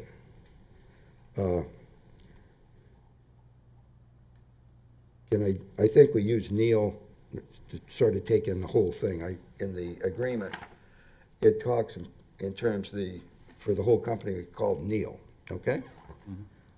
Neil shall have, now you said no more than one? No more than. Have no more than one.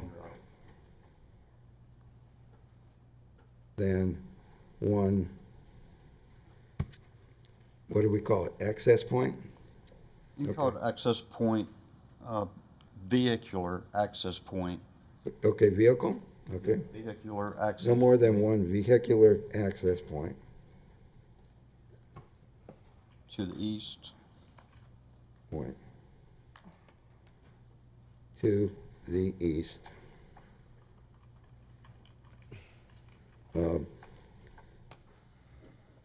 Up to Moccasin Wallow Road, up to the north end of the roadway. I think you just say, within the .42 acres. In Within the .42 acre parcel. Okay. The-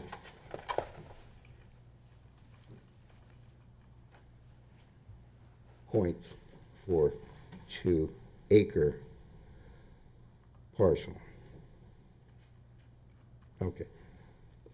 Now, let me read my understanding. In addition to an access point from the property to the south end of the roadway, from the property to the east, Neil shall have no more than one access point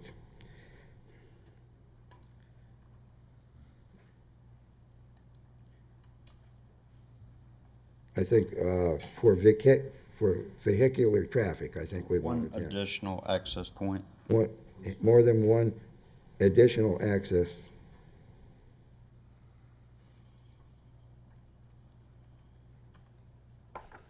point for vehicular traffic, okay?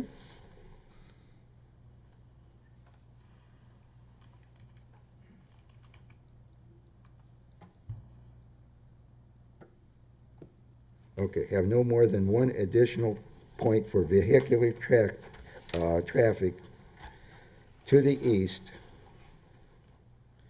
within the .42 acre parcel. I believe that works. Okay. That's the language. I think that's fair. I think that promotes the safety. And Mr. Neal, thank you very much. Okay. And it will be that the board will be voting on at this meeting tonight, and I will vote in favor of having it adopted, with that language. Any other questions? Okay. Thank you very much. Okay. I'm gonna, we'll make some copies of my chicken scratch, okay? And, but I think I read it faithfully, what I have on here, and it's recorded anyway. So thank you very much, Mike. Okay. I think that's it, folks. Do we have any other business to come before us? Okay, this workshop's adjourned.